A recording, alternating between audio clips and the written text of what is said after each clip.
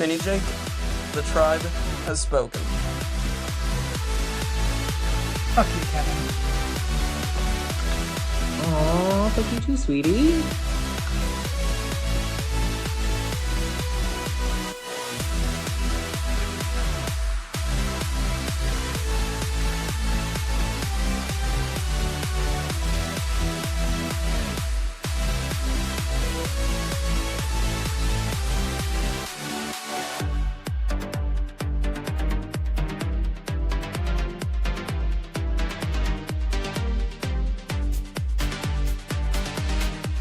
I'm JJ, one of the original Tribe of Nerds members.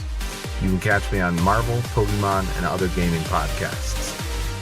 What up? It's Josh, resident superhero nerd, but I also dabble in the occasional super villain as well.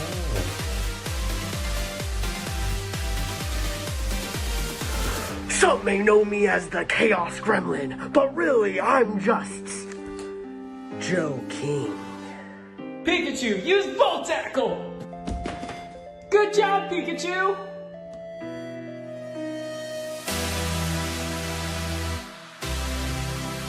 On the Tribe of Nerds. Hey everybody, welcome back to the Tribe of Nerds. Back for Survivor 1 through 50, Episode 4, all about Survivor Marquesas. I'm joined by Ryan and Coach Drew. Welcome guys to the Tribe of Nerds. Thanks for having me. Yeah, it's going to be exciting to talk about this one with you guys. So, to kick it off, why did you guys want to discuss Survivor Marquesas? For me, it was a culmination. It's just like I started watching Survivor at the beginning, and I feel like Marquesas was like the solidifier season for me of where I like really fell in love with the show. Because like I feel like the first 3 seasons, it was like a lot of like, it was like a surviving the elements, and like right. I feel like this game kind of like evolved into like we're actually playing the game, and I feel like more people in this season, especially after rewatching it, were actually playing the game, and it like just really solidified like the rewatch solidified like why I love this season so much. It's great. Absolutely. Yeah, I mean, I'm very anti big moves.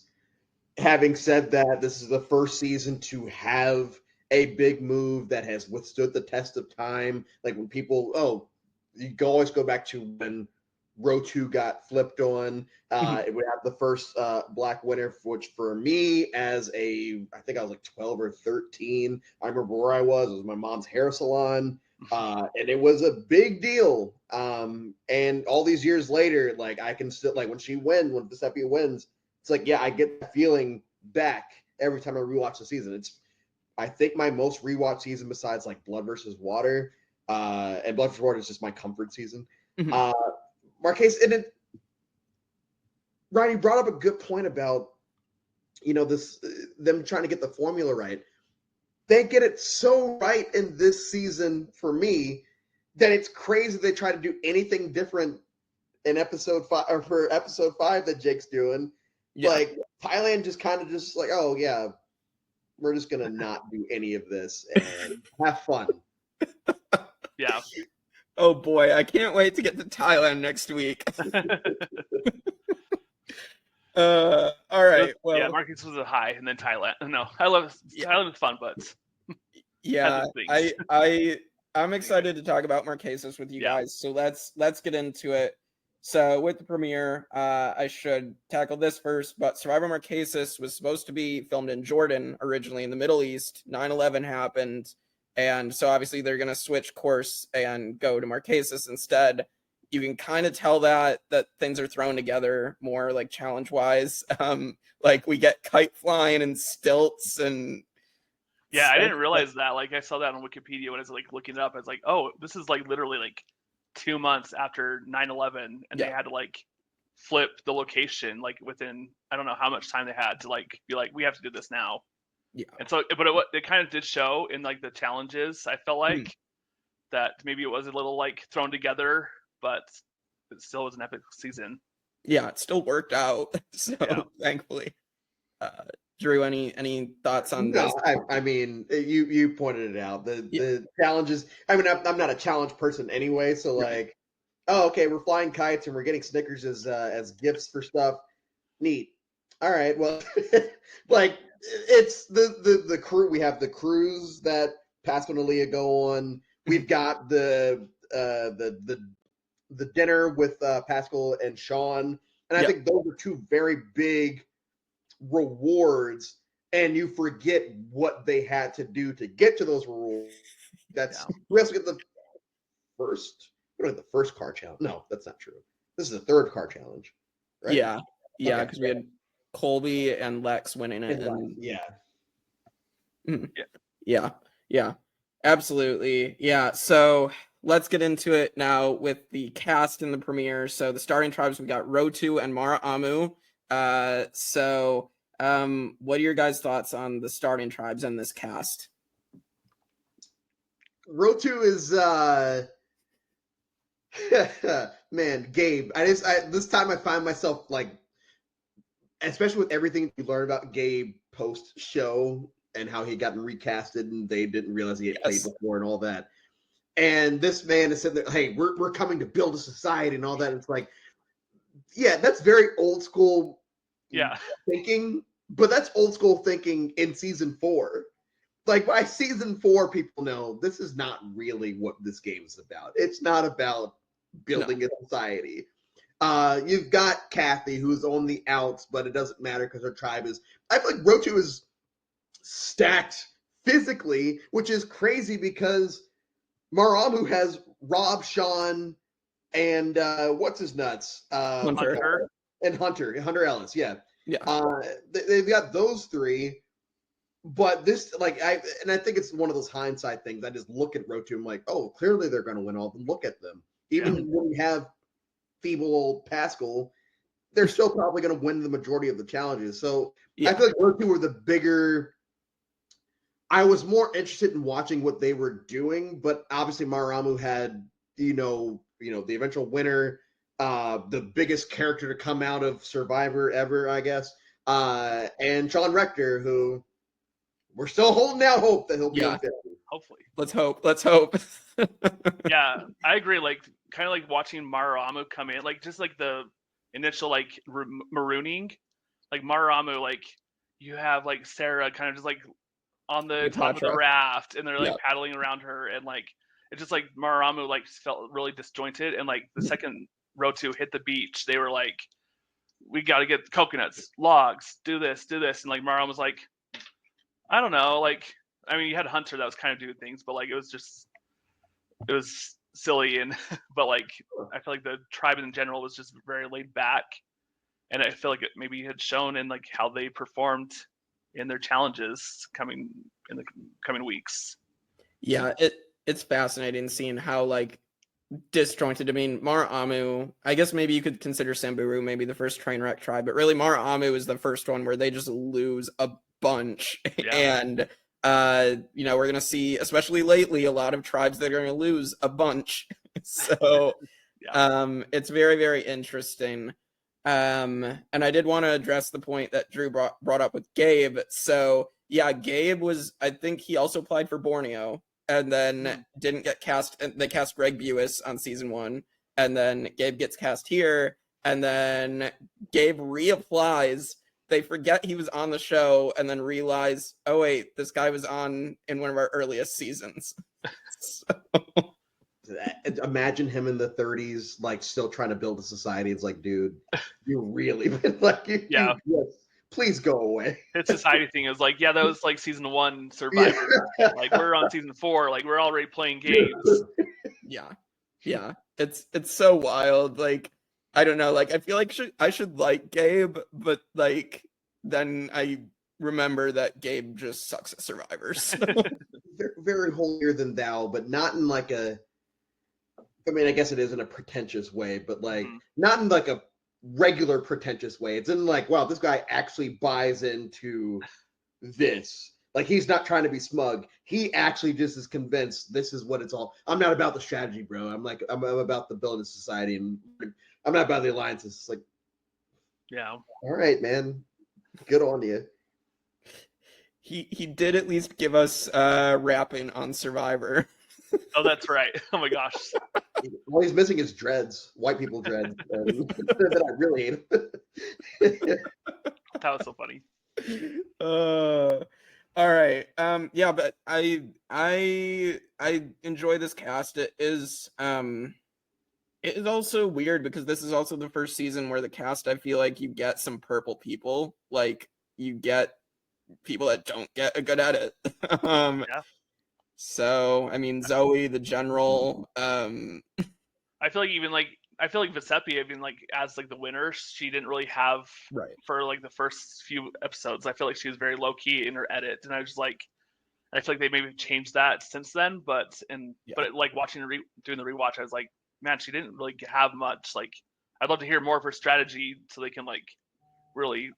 I mean, they do eventually, but the first half they don't really talk about her. She's not getting much airtime as some of the other characters, like Boston Rob, obviously is going to get a lot of airtime. I think he's just a guy that can narrate. Yeah, I feel like Patriots had. Yeah, I feel like Boston Rob also is like explaining to us Vecepia's game. Like I feel like at certain points, like you're getting to what episode 4 or 5, he's telling us that Vecepia's like kissing ass with row 2 and like getting in with row 2, and he's pissed about it. And that's true. It's so funny. Like so ironic. Yeah. Rob just followed this and he probably went earlier than your 4th time. Yeah. Would have made it to jury. Sometimes you got to do that. Right. Instead of going out pre-jury or pre-merge in 3 out of your 5 seasons. Yeah. And I feel like the season, like, because you had like the first 2, I guess season 2 and 3, you have Ethan winning and you have Colby. Like I'm just kind of thinking like the alpha male, kind of like the bro. Like I feel like maybe Hunter was kind of like that cast, and maybe Boston Rob was also. Yeah. And like, it's interesting how they like cast those, but they also didn't do as well. Coming into the match, I don't know. Yeah, the game. I mean, that's one of the first.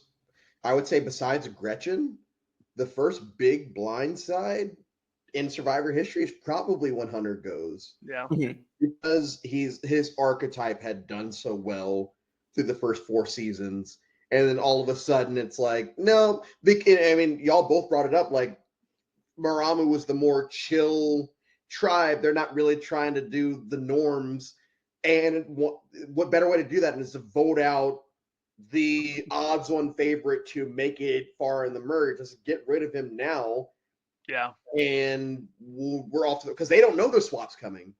So they're doing this knowing, hey, we could eventually just lose every other challenge until merge. And they're still like, you know what? It's not about the physical aspect of the game. And I think that's besides Gretchen, first real blindside of the show's history. Yeah. I'm excited to talk that out. So let's get through the premiere. And so we do get our Cleopatra entrance that Ryan brought up with Sarah, looking so marvelous with her boobs hanging out, and Sean Rector. The gift that always gives. Sarah, the amber prototype. Oh my god, it's so funny looking back and watching Boston Rob of the flirtmance with Sarah and being like, oh my god, like Rob is already starting immediately and getting into showmances. Right. Yeah, that was kind of crazy to see how like watching that play, like he does the exact same thing in All Stars almost, and it works out in All Stars, and now he has a family with the person, but like, there's a what if. That's a what if. What if he marries Sarah Jones instead? Yeah, okay. I think I'll skip that one. I think I won't watch that one. Yeah, I think that's a what if that Shane and I can avoid. Yeah. All right, so that happens, and then Kathy's not fitting in with her tribe, so that is also going on. It's kind of Kathy's arc in the beginning for like the first 3 episodes is she's just, you know, the crazy lady that's not really fitting in. Yeah, I feel like there's like always that person on each tribe that kind of is like that crazy person, and I feel like maybe Kathy was that person for Rotu. If they had gone to a tribal earlier, maybe she wouldn't have gone as far as she has, but like, or did. But like, yeah, she definitely had that, like, at least that edit that she was kind of on the outs of the tribe, and I feel like she kind of realized that early on and kind of made that change. But yeah, her edit was definitely the odd person out. Mm-hmm. Mm-hmm. And it's always weird to me because I understand Kathy has boatloads of fans. Everyone loves KVO. Everyone, she's the Rob goddess of Marquesas. She should have won Marquesas. And every time I watch the season, I'm like, okay, let me like just focus on just Kathy. Because let's just remove All Stars. All Stars didn't happen. Kathy didn't do what she did there. And yeah. Let's focus on this. And this, like, no, I probably still side with the row 2-4 plus Pascal and Leah as far as like, I mean, I appreciate that she's trying. Mm-hmm. But it does come off as just like, yeah, sometimes you're just the odd person out in a group. And we have Holy Peter on the other tribe, and we've got Kathy here. And Tom Westman said it best, sometimes luck is on your side in these games, and Kathy lucks her way through being on a tribe that is doing very well, and she pisses on John's hand, which probably got her some good graces with everyone. So another fun moment to talk about soon. All right, well, let's get to our first reward in immunity. This is the Quest for Fire once again for the 4th time in a row, but this is where they have to light the torches and then run back carrying like the giant outrigger. And so Maramu screws up for the first time because they keep dipping their torches in the ocean. Yeah. So this is not great for them, and Maramu loses. So anything else you guys have about the first immunity challenge? No, yeah, it was just unfortunate they kept on dipping their torch in the ocean, and it was like there's just like full of water at that point. It was like, how are they going to light it? And so like I feel like maybe production wise that those types of things have been worked out over the years, right? Because that was a big, once you're out, fire's out and underwater, like how can you even recover at that point? So right, exactly. Same thing happened in Australian Outback, I'm pretty sure. Yeah, I believe because the raft flipped in the Australian Outback, Kucha. So yeah, it's really funny. All right, so Maramu loses, and we're also we're gonna get Holy Peter and Peter. Him and Sean have immediately bonded on the raft. Sean's teaching Peter some Harlem stuff. It's so good. The first great Rob Mariano confessional. He's a Fruit Loop. He's a Fruit Loop, and I was like, I think I like you. Yeah. Oh, it's so funny. And you also get Boston Rob and Peter chasing the rooster, and then the rooster actually flies. You hear that goblin? You hear that goblin? Goblin? Like a 747. Yeah. I think I'm slowly getting the Boston Rob impression. Yeah, by the time you get to week 20, or week 22, you'll be fine. Yeah. Peter starts weirding everybody out, and it's basically between Patricia, Sarah, and Peter going into the first tribal council. And in the end, Peter is voted out 5-2-1. He is the first man to be voted out first. So this was pretty significant at the time, because I think a lot of people never thought a man would be voted out first. What are your guys' thoughts on Peter getting voted out first, and then we'll get to our rankings. Yeah, I think obviously like the thought would be to get rid of Sarah because she doesn't really perform as well, or Patricia, but Peter just weirded people out, and just that's kind of like the case, like where people, you got to fit in like right away, otherwise just you can't be weird on your first day or first 3 days. Yeah. Peter kind of did what Gabe was doing. Peter tried to get everyone in and say, hey, let's not do any of this. Let's talk it out. It's like, we're in season 4, bro. Like we're not doing this. Whatever this is, whatever you think is going on in your head, this is not how the game is played. And they were turned off to it, or at least the majority of them were turned off to it and voted him out. And one of the only Sean confessionals that like probably didn't age the best is not to be chauvinistic, but men, we need the men to do this, that, and the other. And it's like, oh, Sean, don't worry, I still like you. But yeah, Peter had to go. Like, once again, it's a hindsight thing, but you can look at Maramu, and with the exception of Hunter, you can look at them and say, okay, yeah, if I was playing, this would probably be the boot order that I would want to go with. Mm-hmm. And I think for the most part, pre-swap, pre-merge, they got, 2 out of 3 correct? Yeah. It would have been Peter and Patricia, probably. I mean, you could have switched Patricia first and maybe, because Patricia wasn't doing too much. But, I mean, Peter didn't do anything spectacular besides get the fire started. So. Yeah. Let's get to our first boot rankings. Where they stand right now, it is in order right now. It is Sonia at number 1, followed by Deb, and then Diane at 3. So Peter, for me, is gonna be I am at 30th out of 57. I only put him that high because I think he's a fantastic character as a first boot. With the holes and Boston Rob calling him a Fruit Loop. But I can't put him much higher. I tried to prioritize more people who had more potential as first boots, and I don't think Peter ever had potential. No. Didn't. Yeah, he was just a character, so I think I had him like fairly probably in the middle as far as I can remember the first boot ones, but he was just a character, and I liked Marquesas, so I probably ranked him a little higher than I probably would have, but yeah, but rewatching it, I was like, oh, he's crazy, which is a good character, I guess. The Fruit Loop. I can't remember exactly where I put him, but I probably had some Marquesas bias and had him higher than other first boots that probably would have done better. But yeah, he's a great.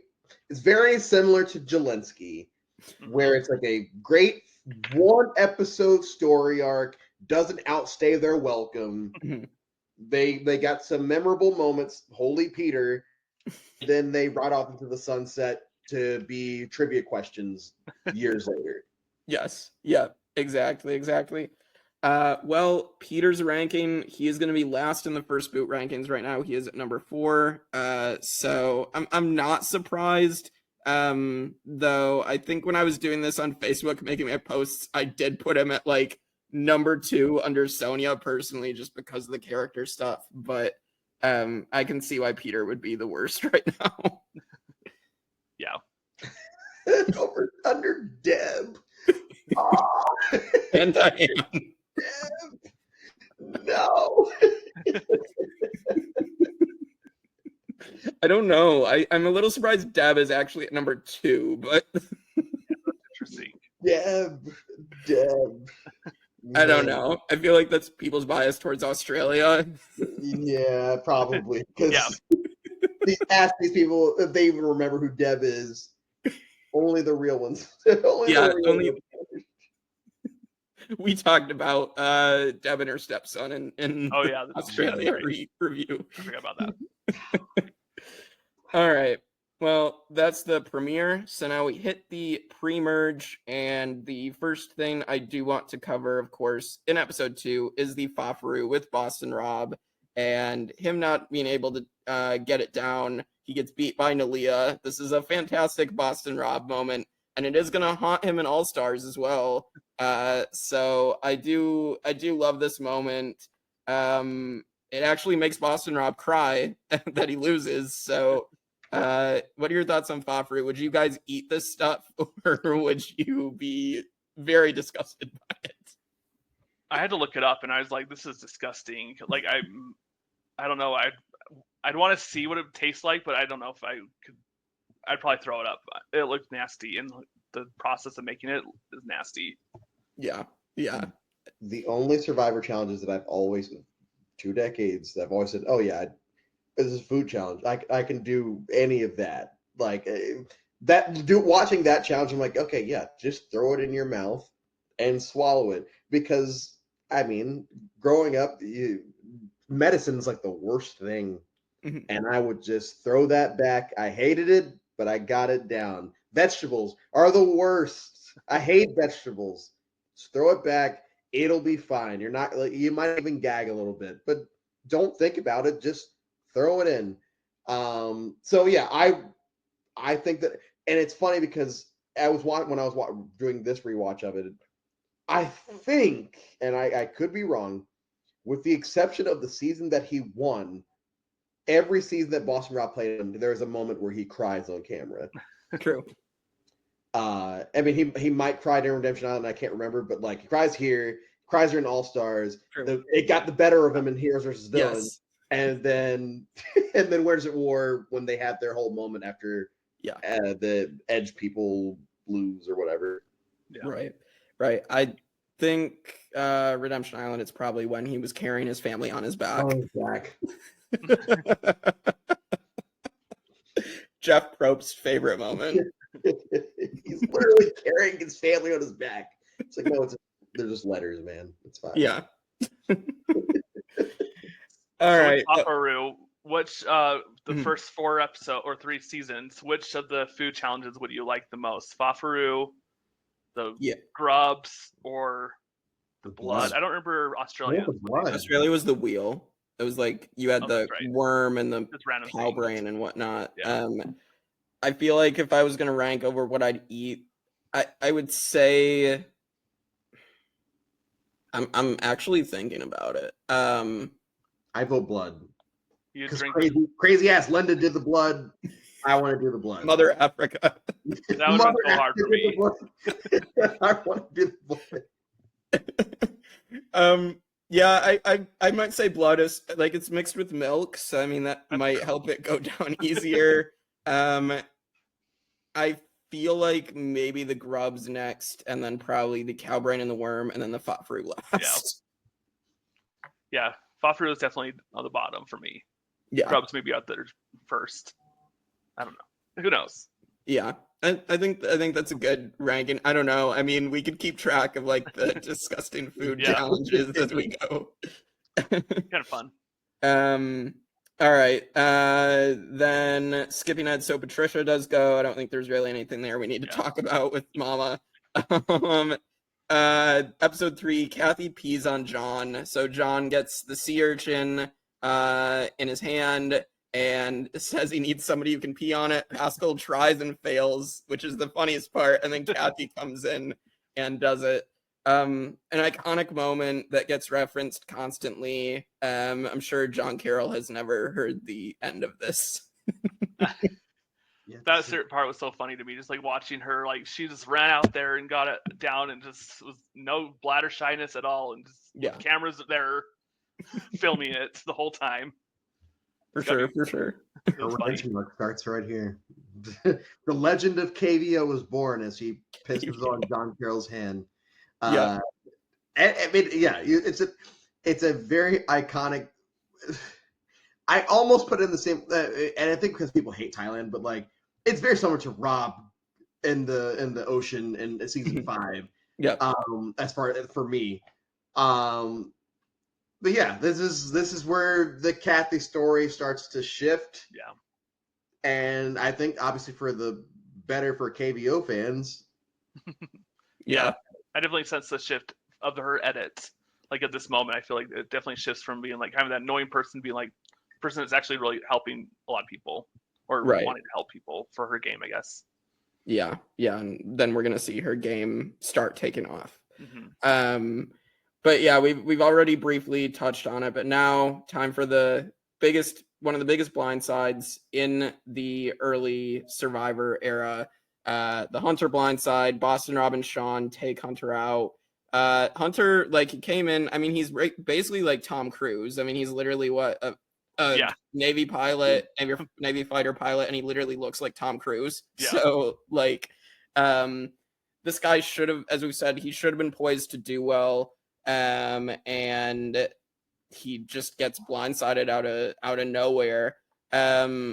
It is funny, like, how they put all these alpha males on this tribe knowing that they'd probably go against each other.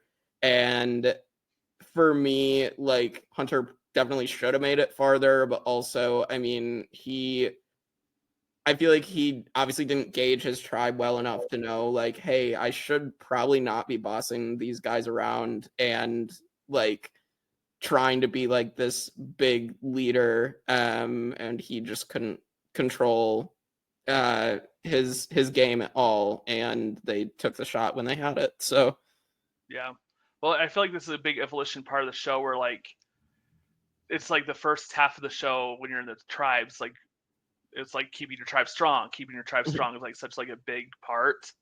And obviously I think Sarah might have been like the piece of the puzzle that was maybe causing them to lose as much. Yeah. And so, like, it would have been a smart one to keep the tribe strong or whatever. But I feel like this is a big pivotal moment in Survivor history for it to be like, you don't have to keep the tribe strong. You can play for yourself, and that's exactly what Vecepia did, and Rob, and Sean. Absolutely. Yeah, Hunter had to go. Yeah, you know, you got to change something up. We could easily just use Sarah as the scapegoat, like we use these first two people as the scapegoat. Yeah. Or we could say, hey, maybe it comes from the top. Maybe it's this person's problem that we're losing. Let's get rid of him and see what happens next. Now, obviously, we don't find out what happens next, because what happens next. But yeah, if you're getting rid of all these people and you're still losing, go here and see what happens.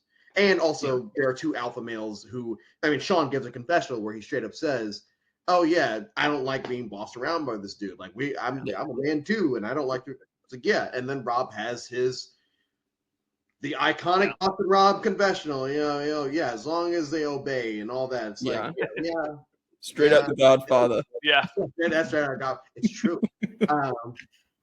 And it is a great confessional. Like, I'm not a Rob hater or lover. Like, I appreciate what Boss and Rob has done for the show, and that is that confessional and an all-star one that we'll get to down the line are like, I love this. Yeah. This is a great moment. This is where we get the birth of the Rob father, and I mean, like we said, I think for Sean, Rob, and V, this was a great move for all three of them. Especially V. I mean, I think, like, she should get a little bit of credit here too for really pumping Hunter up constantly and being like, like, pump up your ego. You go, be the leader, be gung-ho about everything. And I'm just going to sit back, stay out of the drama, and let you piss everybody else here off. So that's where Vecepia really shined her, like, strategy, like, started to see, is like, she's like really aware. Her perception, like, of everyone was very good, and like where they stood.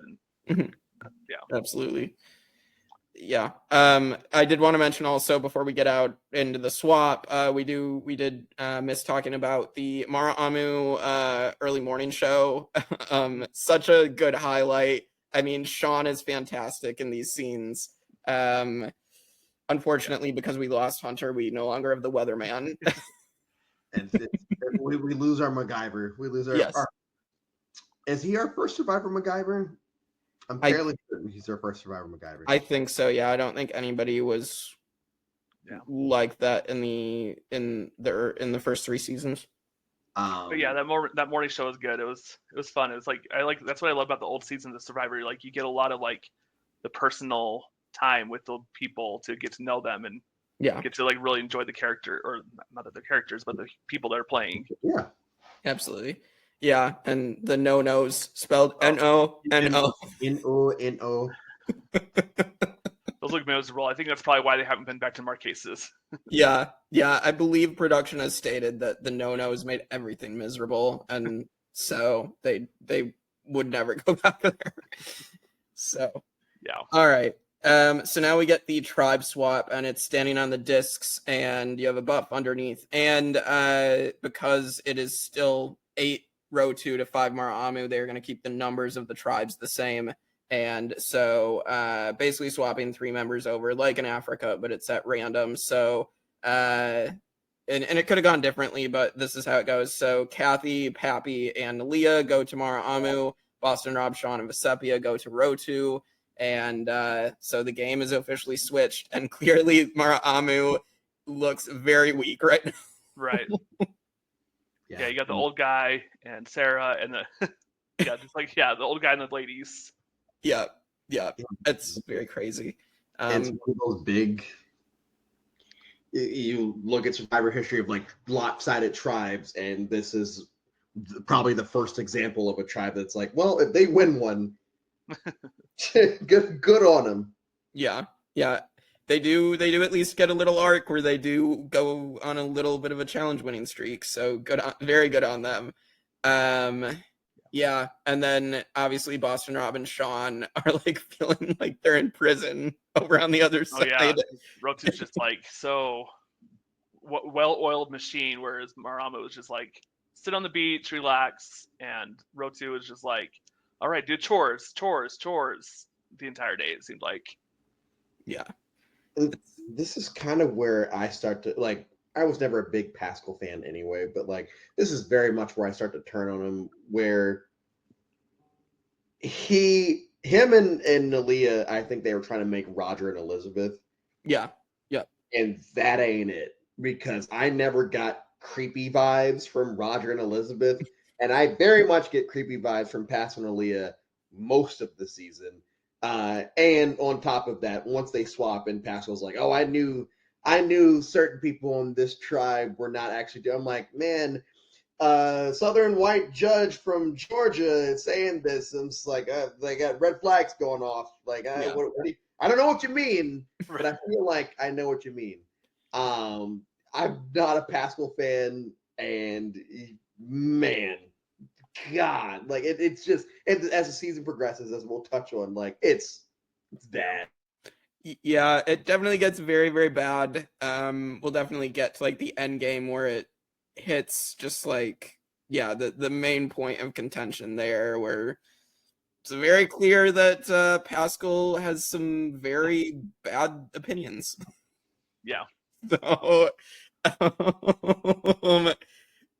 but yeah, Millie and Pascal were definitely trying to like, I feel like redoing the Roger Elizabeth thing, and it was very kissy. Like the whole thing was, they were very affectionate tribes altogether. Rotu was. They were just like very huggy, kissy. And I get it was like 2 months after 9/11, so maybe there's a different time and people are like, we're in this, I don't know, bubble, but it was a little much. Yeah, it's weird. I agree. It definitely was Roger and Elizabeth, or what they wanted them to be, and it just was not going to be that. I've never really gotten like that connection with Pascal and Aaliyah. So yeah, Roger was a lovable. Like I would want him to be my grandfather. Yeah, Pascal, God. Yeah, I think there's also like some stuff that Pascal did like after the show. Oh, I don't know. We'll talk about that later. I think we can save that for later. Oh boy. oh jeepers. All right. So yeah, we are gonna lose Sarah Jones here. And she, in 4 episodes, she got 11 votes against her, which is insane. I think that's how you know. I mean, people get a lot of votes against them in seasons and are still good players, but I think this is how you could tell from the early seasons, at least, that someone was a bad player. Yeah. Like even though like nobody wanted to work with her. In the end, from any side, really. Yeah. Rob had to mansplain to her, like, "Hey, you should probably do stuff because you're not doing stuff." And they want you guys, and then she goes off on Hunter, like, "Well, clearly you guys don't." And I'm like, "No, like Hunter's right to want you gone because you aren't. No. You're not doing anything. Yeah, you're not contributing to much of anything." Yeah, and it's funny, like when Rob and Sean have the conversation, and Sean's like, "Yeah, is there something actually going on with like you and Sarah?" And Rob's like, no."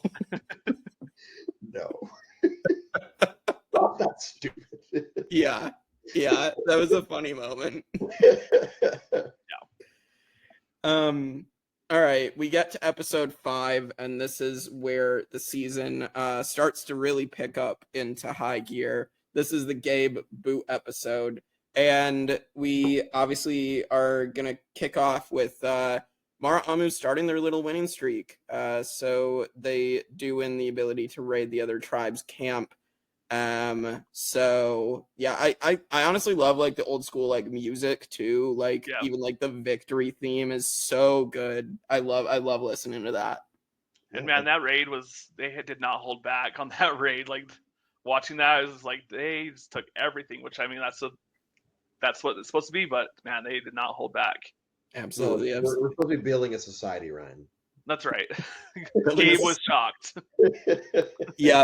Yep. So let's get into that now. So then John Carroll obviously wants to get the Rotus together to take out the Mara Amus and goes up to Gabe. Him and Tammy have this conversation with Gabe and basically talking about like getting this alliance together. Gabe says, "I'm not here to play the game." It's just so hard to watch. It's so hard to watch. It's like, just skip this episode. Gabe, get out of here. I completely understand why John like takes it into getting rid of Gabe, because if someone tells me that on Survivor, I'm going to make sure they go home as well. Yeah, like what are you going to do when you get like to later on? Like you're just going to turn it was just like not working for the Survivor format. Sorry, Gabe. It's wrong show. Pull a Laura Bonham and just start telling people, "Oh yeah, we're gonna vote you."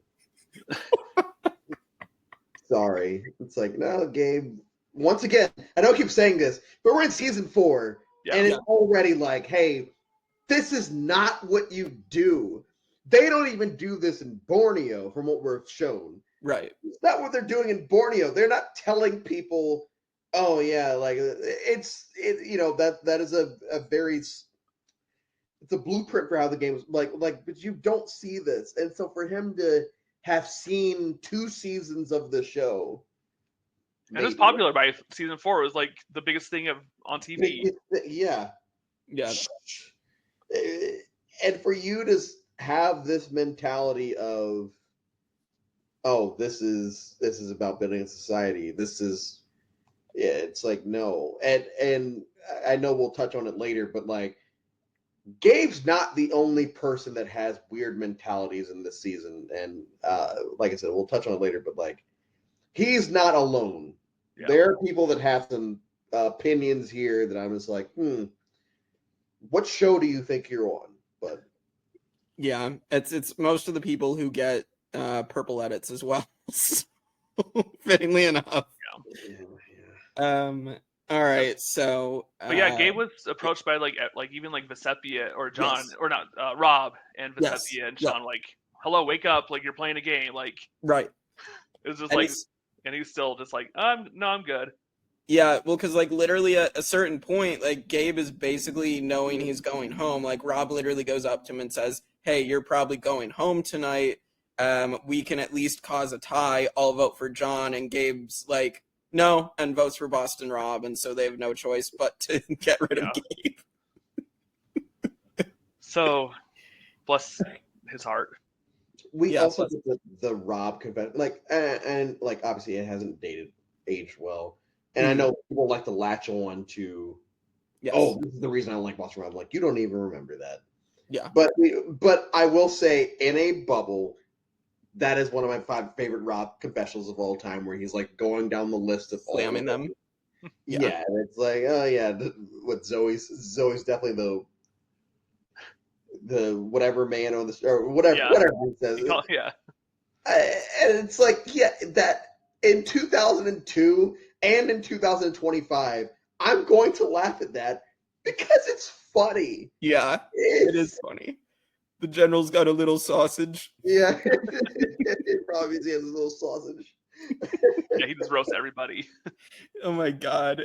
I love when Boston Rob gets mad at like another like smart guy or like another guy that like might threaten his dominance, and he's like, "Gabe's smarter than he thinks he is, or he thinks he's smarter than he actually is." Yeah, like or he's just smart. Yeah. Real life smart, not Survivor smart. But yeah. Yeah.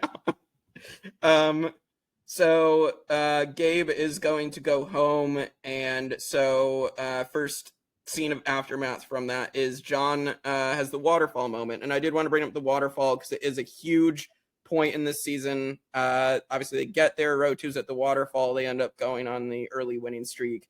The second moment here at the waterfall, John has like this moment, this ascension to power at the waterfall, and it's such a great moment to like begin this arc for John Carroll of being like the leader of this row 2-4 alliance that's going to have this great downfall in a few episodes. Yeah. He shout was like 115. Yeah. Oh, that. So shout out the funny 115. Yes. Okay. Yeah. He was like, his like ascension to like his power hungry, and he was in a good spot too. Like if he just like chilled out, and he could have probably done really well if he just checked his ego out the door at that moment and kind of the next few episodes. Yeah, I really like John Carroll as a character, as like a villain, I guess, one of the early Survivor villains. It's another shame that we have not seen John Carroll back on our screens. At the very least, he has played Survivor Vanquish, so definitely can at least go check out John on there if you're looking for more John Carroll content. Definitely. So, all right, and then we do have the moment with Pascal's reaction to Gabe being gone, and you have Pascal reading the letter that Gabe wrote him after the reward challenge. That's like, reminds me of like the heroes versus villains when JT gives the note to Russell, but it's like, but taken really well, like by Pascal. Pascal's just crying at the fire, he's just emotional, and Pappy is just and Nalia is just so sad, and they're all so sad that like, how could they betray this person? He was so good. He was trying to build a society. He wasn't playing this game. It's honestly embarrassing. It's embarrassing. It's douche chills. I had douche chills watching that scene. It's like, oh man, like you really. Well, and then apparently there was a whole underlying subplot that they cut out of the show where Nalia and Gabe had a romance, which I'm glad they cut out. Thank God, because he was the son and Nalia was the daughter of Pascal. It's like, okay, what are we doing here? But it's. And I feel like Pascal was being genuine, crying about it, but it just felt so not real. It just felt like, wow, you actually either really buy into this or you're faking. Either way, this is embarrassing, and I don't like you.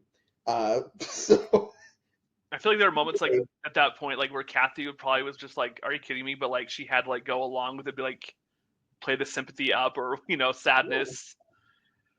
But I like can imagine like in her head, she's just like, "Are you kidding me? Like you're going to see them in 30 days. Like, yeah, we'll I know. Be fine." It's so funny. And for a little more levity, we do get Boston Rob after the reward challenge where row 2 makes several mistakes. Where he's like, "Well, I did my part. I handed the key off to Dumb and Dumber, and he lost the challenge." They could not row that boat. No, they could not, or apparently have it within the length of the chain. Oh yeah, that's right, the chain length. Schematics, and Kathy was just like, they did not get it in the chain, and he was not there. Rob wasn't here. Oh God. But yeah. And this is also the Sean farting confessional where he like farts on camera and it's like, what else is there but nature and opportunity? Just the storylines of those early episodes are so funny when there's not much to go off of. All right, and then John and Tammy, or at least John is proposing to Tammy that they maybe throw this immunity challenge to get Boston Rob out, knowing that they cannot work with Boston Rob. And Tammy's like, no, I don't really want to throw the challenge, too competitive. I mean, I know they'll get Boston Rob out at the merge, but obviously I think they probably should have thrown this and gotten him out of the game because I think, as we'll get to in the post-merge, I do think the Boston Rob drama does help get people thinking about overthrowing John. So it's the domino effect. Rob going at the merge, jumping ahead, lays the groundwork for the rest of the season. Right. Rob going out when he does lays the groundwork for Rob being a 5-time player and 6-time appearance person on the show. Yes. Because they let him get one more round. And I guess Africa, they hadn't seen Africa, but like to them, yes, throwing a challenge is a new thing. Right. But their rationale is very similar to in Africa. It's like, hey, let's nip this in the bud now so we don't have to deal with it later. And, they both still make it farther than Rob does. So, like, no harm, no foul there. But, like, long term, that really just, it screws them. Yeah, absolutely. We do get the great moment of Boston Rob like holding up the flag, and it's a pretty fun moment there. But yes, Smart Amu does go to tribal, and Gina is just screwed. And apparently, rumors are out there that after Gina was voted out, Jeff Probst turned off the cameras and yelled at Pascal, Nalia, and Kathy about voting Gina out. Because I think him and Gina dated after the show before he dated Julie Berry. Yeah. That is hilarious. I did not know that. Yeah. Yeah. I did find this vote was kind of interesting because it kind of mirrors the final four, where it's Kathy, Nalia, Pascal, and then it's random, and then Vecepia or Gina. And I feel like Kathy goes along with it, but I feel like she's also at the same time she likes Gina, and she's like, I feel like she almost was considering like tying or making it a tie, which I found interesting that she kind of like, it's a mirror to what happens 8 episodes later. Absolutely. I think that just speaks to like the storytelling this season and everything that goes on with it. It all like there's so many like mirrors, there's so many like continuing storylines. Like it's so good. All right. So that is the pre-merge of Survivor Marquesas. Is there anything else we didn't touch on the pre-merge that you guys wanted to bring up? Sean and V on the beach in episode 2, I think, where Sean's talking about, hey, people are just going to look at us as a duo because of what we look like, and I think this is a storyline that will continue the rest of the season. And I feel like it's a great scene in itself. But it's a great comparison to Nalia gives a confessional, I think in the same episode, where she straight up says, I will never vote out Pascal, which is something that Sean and V never say in that scene and never say throughout the rest of the season. True. And I think that's when we get to, I think it's called The Tale of Two Cities, that Final 5 episode. Final 5? Yeah. That when we get to the Final 5 episode, it all comes to a head. Like we start it in this episode where these two are saying, hey, we are almost working with each other through obligation, even though we might not even agree on a lot of stuff. And these two are saying, we will never vote each other out. And we're just kind of getting here and putting Kathy in the middle, again. And it's a fun little, when you know what's going to happen, it's a fun little race to see like, wow, this is good shit, pal. Yeah, and everything Sean and Vecepia say in that episode is correct. Like it's very, very good. So all right. Yeah. All right, let's get to the post-merge. So we get to the merge episode and we have the Kathy and Boston Rob summit, where they're pounding beers and naming the merge tribe. And this is Boston Rob's first instance of a completely made-up name that doesn't actually mean anything, but they pretend it does. We have Soliantu. So where does Soliantu stand on the merged tribe names? I believe Australia and Africa, we said were good. Borneo wasn't as good, although it's iconic. where do you guys stand on Soliantu as the merged tribe name? It's better than Jacare. It's better than No Bag. It's better than America. Like I'm thinking of things. Yeah, Soliantu's fine. It's fine. Mm-hmm. I remember it, so it has to be memorable at least. Right. Yep. Ryan? Yeah, it's definitely a memorable name. Like, it's just, it just kind of rolls off the tongue, and it just worked out, I guess. And yeah, it's a good name. Yeah, the sacred allegiance to the sun is claimed, but obviously it's not what that means. Just all right, that you can be confident in what you say, and people will buy whatever. Yeah, we're gonna see people do that. Boston Rob's gonna do that again much later, and in Redemption Island, and Eric Reichenbach's gonna do it. So yeah. All right, so yeah, the Kathy and Boston Rob summit. Boston Rob starts spilling everything to Kathy about where things stand. You know, some of it is lies, but some of it is also very, very true. Because Kathy, this is basically where she stands on the outs of the Orotu.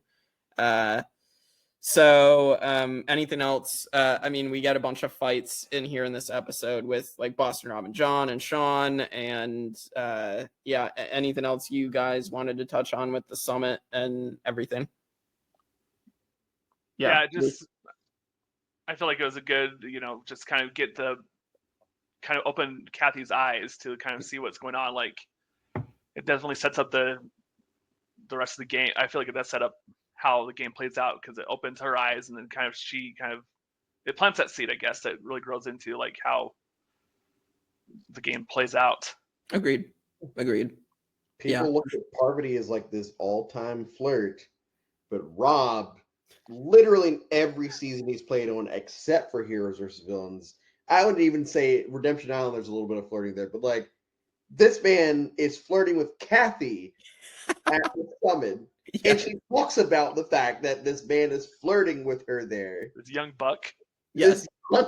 They're just getting drunk off beer. And it's like, wow, okay, Rob's really landed on thick. But like, he's a construction worker from Mass.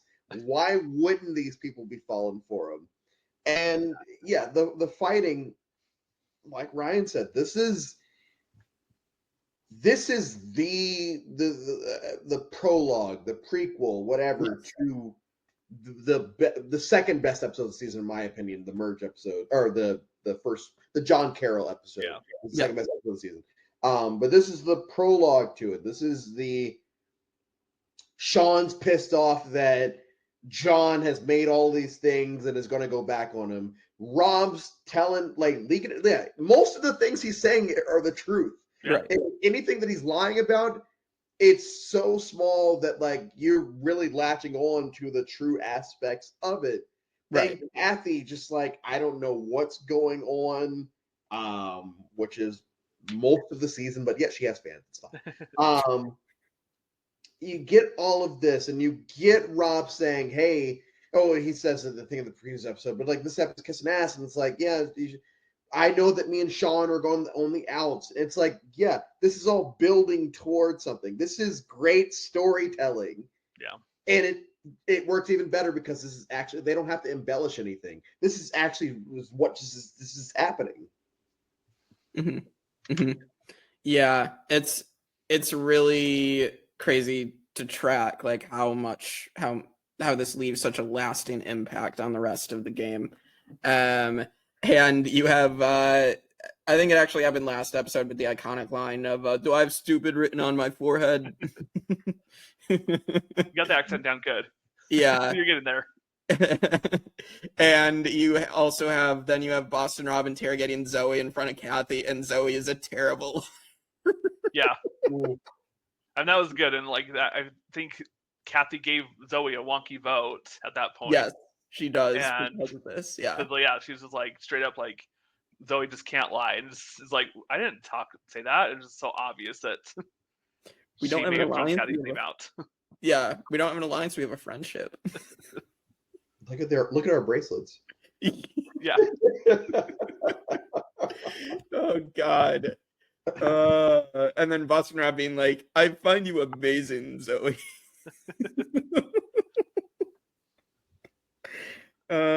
And then we get a line, I think, that will come into play for a lot of survivors of where they say they need to win immunity. Sometimes it doesn't. Sometimes they don't win the immunity and they get voted out. But oftentimes this is where the person will win the immunity when they need it. And so this is where Kathy will win the first individual immunity of the season, the sea legs, where they have to balance on the platform. Boston Rob gets cocky and tries to splash everybody. That's a good. I like that challenge because I feel like it's like the pre-challenge of like the when they're on the pyramid step thing. It's like this challenge a little bit more challenging because they fell pretty fast even though it was like just a platform. Right. But it's just interesting the evolution of like that version of that challenge, how it started out. So 3 challenge of Pearl Islands, right? Yeah. This is also in that, except in that they have to like go like the position where they're on their hands and feet. So, but yeah, here they're allowed to stand up. John Carroll gets eliminated because he reaches down for his shirt and then touches the platform like by this much. So Kathy does win the immunity. And so now we're going to get back to camp, more fighting between Sean and John and Rob. And so here we get to see Boston Rob get voted out for the very first time. And he is officially coined Boston Rob in the votes here. So because he wasn't called Boston Rob yet, he was also wearing a New England Patriots hat during the season. So what are your guys' thoughts on Boston Rob being the last pre-jury member of Survivor Marquesas? He left a lasting impression on production and Jeff that he's been back how many times, and he's like literally changed, I feel like, reality TV in a way because of his influence on the season. Every decade since 2002, Boston Rob has been on our television, whether it's Survivor or any other show like that. And this is why I will never I don't hate Rob. I would say that I'm more lean towards I like Boston Rob. And for me, my favorite moment about Rob in this season, especially as I've gotten older, is his final words, where he says, "Yeah, I hope everyone appreciates it was just a game, and I hope we can all be friends afterwards." I'm like, yes. That is exactly the type of mentality to have. Like, he took it as a game. He played the way he felt like he had to do. He played hard the way he felt like he had to. And he got out, and he's like, you know what? It was a game. GG's. That wasn't a phrase then, but GG's. I'll see you guys, and hopefully we can all be friends. And that's a mentality that people left in the game after he goes don't even have. And so I will always appreciate that Rob vote-out confessional. It's one of my favorite vote-out confessionals because it shows that he understands what the game is. Yeah. I like it as well. So now we're going to get to one of the most iconic episodes in Survivor history, the fall of the Row 2-4 and John Carroll. So we do get kite flying and we get people eating Snickers bars out of Jeff Probst's sand. The kite flying is just like such a random challenge. It's so funny. It's like fun to watch. Like I said, it's like fun just to rewatch and be like, this is what they like threw everything at the wall in those early days. And kite flying was just a random one, but it's fun it was fun just for being a random challenge. No comment. No comment. We haven't seen it since, I don't think. So. Oh no! It's crazy. We haven't seen this one since. It's wild. I don't know why. Even put it in Australian Survivor, just make it more physical. Jeez.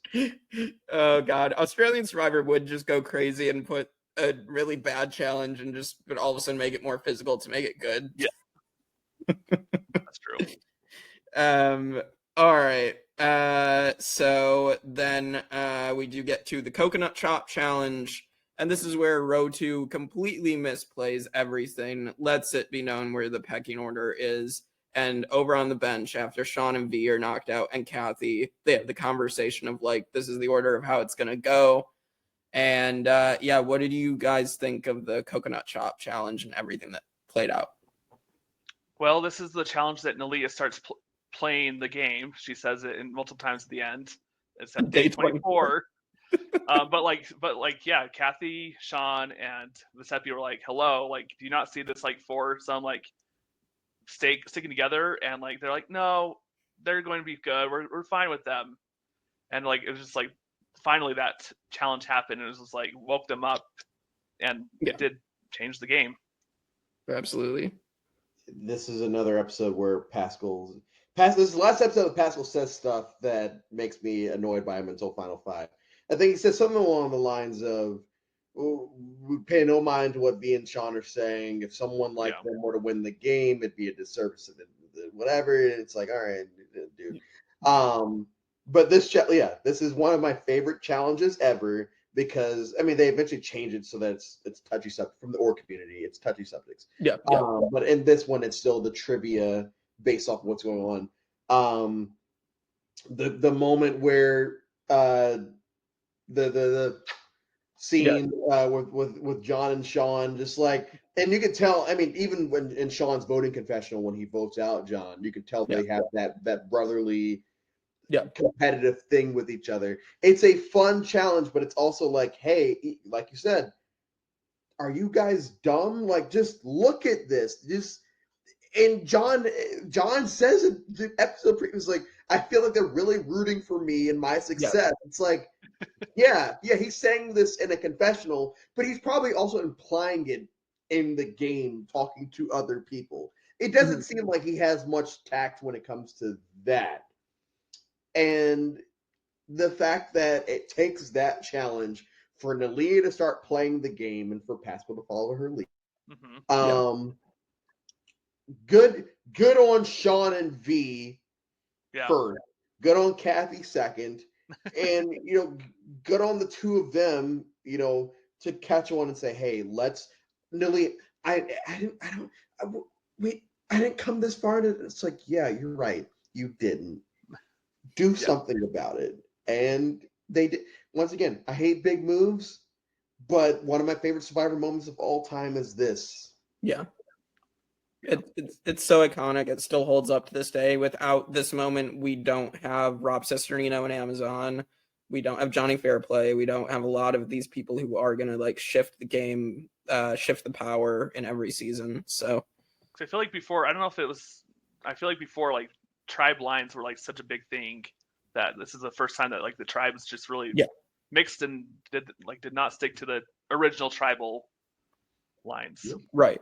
Exactly. Because by this point, like, it's by jury now, it's 7 Rotus and 2 Maraamus, and you would think Maraamu's just completely screwed, but that is not the case. So good on Vecepia and good on Sean for beating it into Kathy. I mean, Kathy was open-minded, but then beating it into Nalia to then turn Pascal to be like, wake up, sir. Yeah.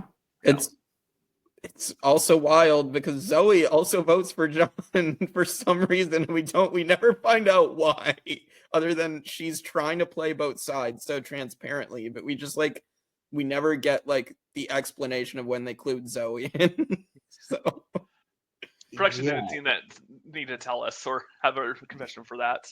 Yeah. You brought up the purple thing, and that is the prime example of clearly Zoe knew what was going on. Mm-hmm. And they didn't show them telling her. They didn't show the aftermath of her saying, oh, this is how I found out. It's just like, oh, I just did it because I hate you, Tammy. And it's like, wait, what? I didn't like your whole presentation. Who says that to someone's face? What about our friendship bracelets? Yeah, once John was gone, that friendship between Zoe, Tammy, and Robert was like burned. They're like, I hate you. We all hate each other. Yeah. Yeah. After they were like so friendly at the waterfall 3 days before. We also do get iconic final words from John Carroll, where he cries in his final words, and and his abs look incredible, and Oh, that one broke me. That always breaks me. Yeah. You feel for John in that moment, and so I think he should. I would love to see him back on Survivor 50. 100%. I don't think that's happening, but sadly, I think he has not been back since, because I feel like he was a big character in Marquesas. Absolutely. It's just shocking to me. Like, I feel like even All Stars, I would have possibly picked John Carroll, and I don't even think he was in consideration. Yeah. So, but all right, we do get to episode 9, and we get the unlikely Sean and Pascal winning the challenge and going on the reward. And again, more great Sean moments. You have Sean hurting his balls on the horse. And Sean with all the Marquesian people, and just like, God, if like you're not already loving Sean so far in the season, this is definitely the moment where you were like, Sean is amazing. So yeah, I do feel like the edit kind of was trying to like pin Sean as like this lazy character or whatever, and like So I feel like he did have like even though he had the bad edit, I feel like he had a lot of great moments that showed that he was actually aware of what's going on and playing the game. And yeah, it's really like Sean, and this is like one of those moments that you really see Sean's personality come out, because I feel like the edit was kind of a little rocky there the first for him. Yeah. I really liked this one episode arc of him and Poppy like getting together and sneaking food back, and him saying, hey, this black guy from New York and this white Southern judge, and this is gonna be friendship for life. And it's like, I don't buy that, but whatever.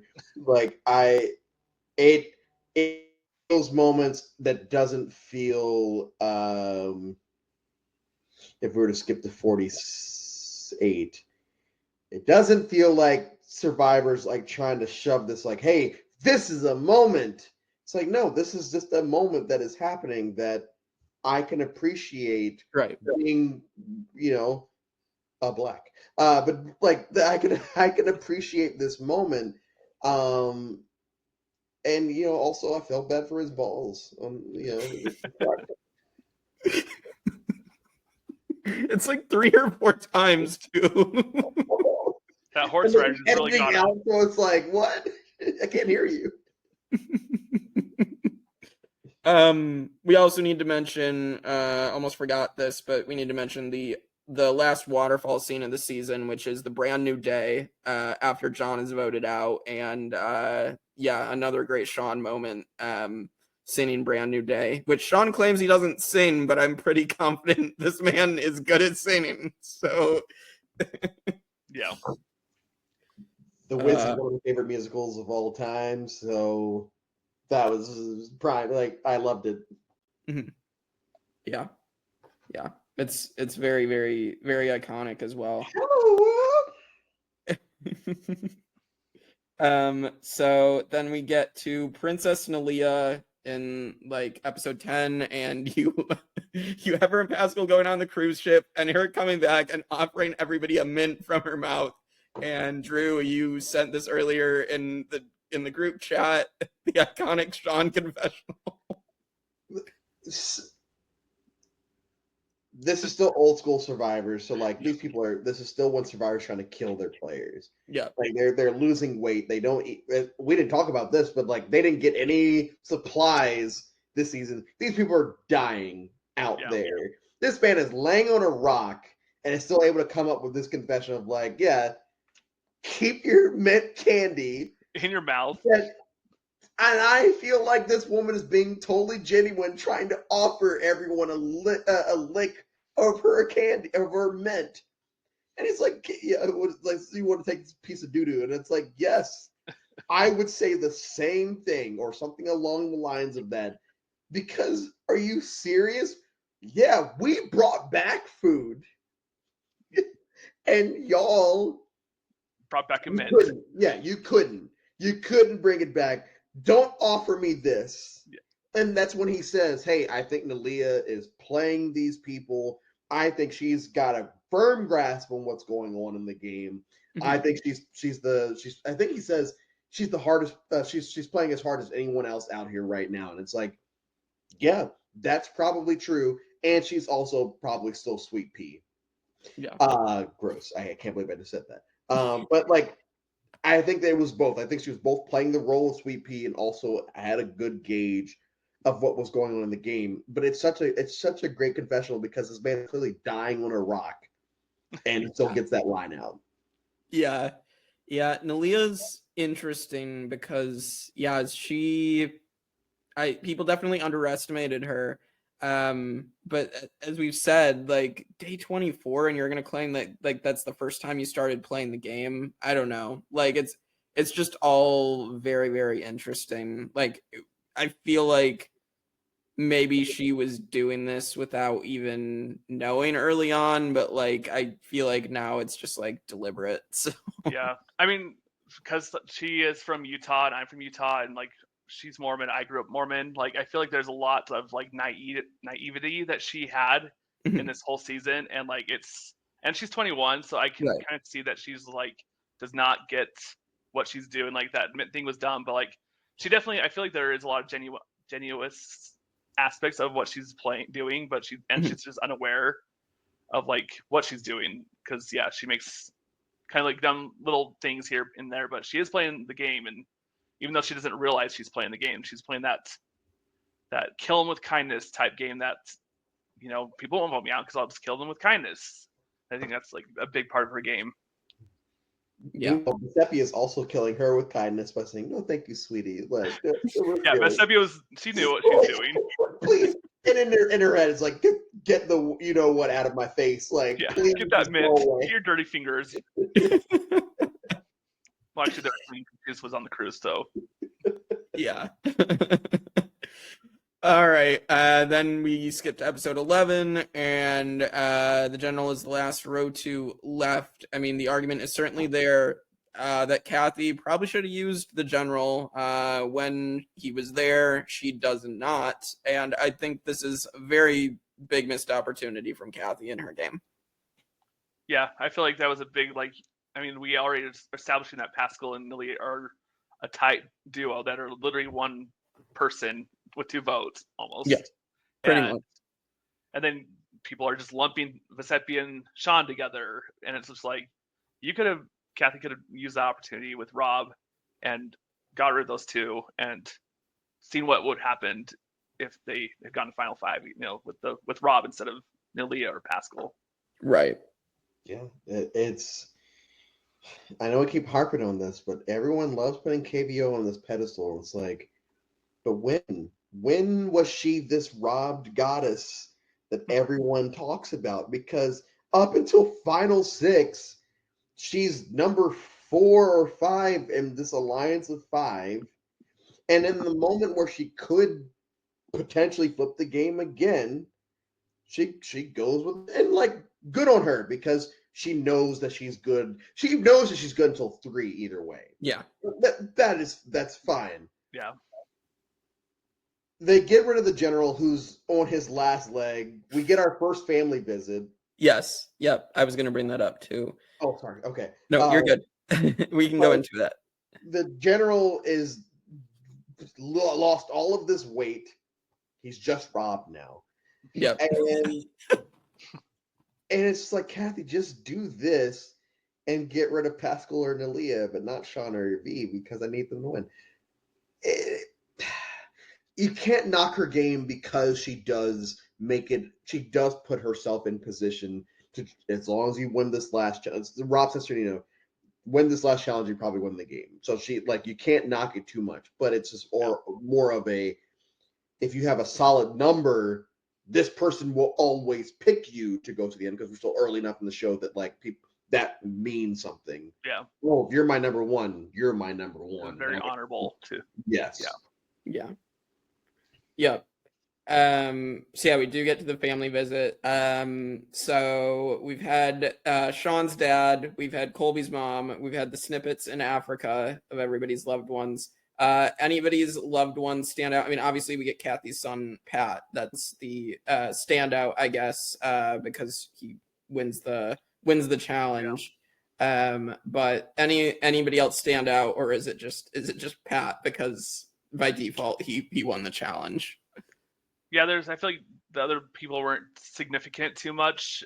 I feel like it was an interesting challenge because it's like you kind of see how it's going to play out pretty far in advance because they only have so many tiles they can go on to. Right. But but like as far as I feel like Kathy's son was kind of the person that stood out the most because of him winning. Vecepia's husband's name is Leander, which I always found as a very unique name. So yes. There's that. Oh, and also when Jeff alters the cell phone, and he's like, "Oh, we're not going to do that." And Vecepia's like, "Oh, would you like a call? Because I'm not going to do that." Away. Yeah. No, that's all. Yeah, the family members come and they go. Yeah. We do have the show trying to make us love Pascal and his wife. They wanted us to love Pascal, Nalia, and the loved ones. But yeah. And it just wasn't happening. Post show. Yeah, we'll get there as soon as we get to Pascal's elimination. All right. Let's get to the final 5 now, the end of the post-merge until the finale. The final 5 tribal council. Kathy wins immunity. Kathy is the swing vote between the two pairs because Sean and Vecepia are paired together because everyone is kind of like forcing them together, as we said. Yeah. And then Pascal and Nalia, who have openly said that they are together. So Kathy has the decision to make. And so what do you guys think? Like, if you're in this position, which duo or which people do you choose to go with if you're in Kathy's position?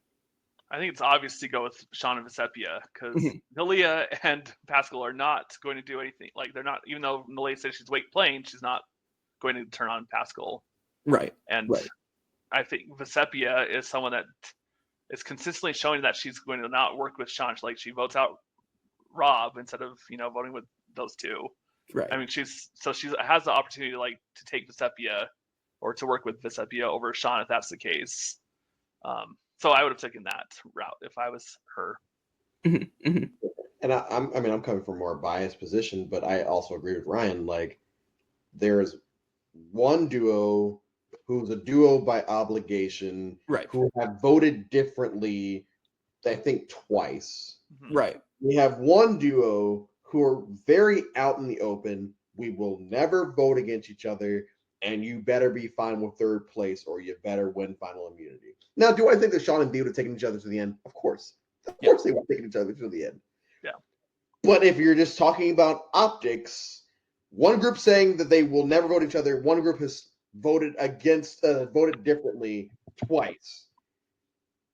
If you're Kathy, and then you got MF and Pascal saying, oh, they're bringing race into this, and that's disgusting, and it's this, that, and the other. And Nalia, because she's from Utah, and because she's Mormon, and because she's closed off to stuff, I will always give Nalia the pass of, yes, she just doesn't get it. Yeah. And I get her. I get that. Pascal does get it because he's from Georgia.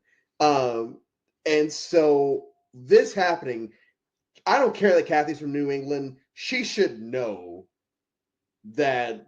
She should know. But it leads to such a great episode that I can never be upset at it, because even though Sean inevitably goes home, it's such a great episode from the beginning. It's top 10 episodes for me. Mm-hmm. Yeah. Everything, like, it's high drama, as they say. And it's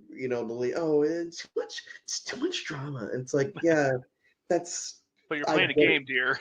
I get it where you're coming from, Sweet Pea. But yeah, it's For me, I would go the opposite of what Kathy did, but that's also very biased and, also just thinking game level. And she does say it in the next episode that she regrets choosing Nalia and Pascal. I mean, it works out, but she does make that comment in the confessional, I think, pretty early on that she's like, I should have gone with these other two. So.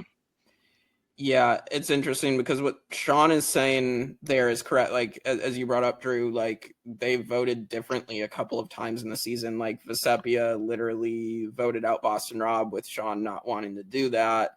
And, all of a sudden, like, it's just, odd to me again, like, that they are there by obligation, as we've said, or as a pair by obligation. So I agree with you guys. I do think Kathy's best move would have been to go with Sean and V, and she again did not take it. So I think Kathy loses the game because she makes the wrong moves at 6 and 5. Well, yeah, because you don't have Nalia. You don't have Nalia there at Final 3 to tell you that your shirt is down. Eventually, like.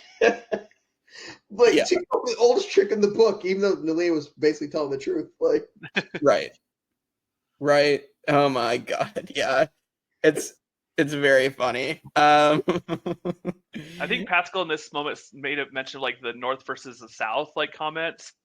I feel like that was like something interesting that he mentioned. I was like, whoa, I did not know that he said that. Yikes. Like watching it 20 years later, and just like that's deep. And he's like, there's things that are deeper than like than this vote. I was like, damn, that's a little harsh. You're damn right, Pascal. Yeah, but that was interesting. Yep.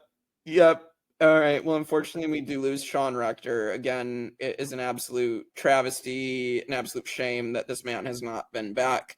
I would have had him back for All Stars in a heartbeat, but that's something to discuss on the All Stars podcast. So, yeah, anything else you guys wanted to bring up from the post-merge before we hit the finale and final rankings and everything? I thought it was interesting at the merge episode, Nalia, Pascal, Kathy, and I think they find like a human remains, which I thought was interesting. That like we're just looking at brush over, like, oh, look, the body, like it's a skull. It's like, oh, there's his rib cage, and like it was just like whoa, like just casual, like, oh, it's a body here. For me, it's checkmate, bro. But one of my favorite voting confessionals of all time. It's checkmate, bro. Thought you had me, but we're definitely gonna have some chicken and waffles when this is all done. It's like, yeah, that's when you know that these two are actually have that bond that pissed off Sean enough to, Would have been fun to see them work together a little bit more and not be on opposite sides. Yeah, I think it benefits both of them to do that, actually. So I would have liked that as well. All right, let's get to our finale, and we'll talk about this. We'll do our rankings. We'll talk about Rosie O'Donnell, and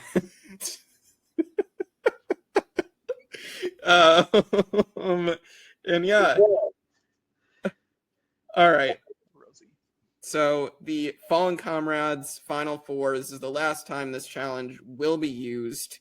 And because of everything that happened with Africa that was discussed in that podcast, and also Vecepia breaks the challenge because she uses her social game and her luxury item to dominate with her notebook, and she wins Final Four immunity.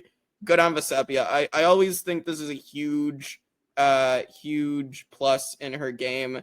To be able to use her social connections to be able to win the challenge. Like, this is, to me, this is bigger than, like, just winning an immunity. Like, this is someone actually using their game to succeed. So, yeah, definitely shows like you have to play the social game of Survivor in a challenge like this, where you have to like talk about people's belly button rings and.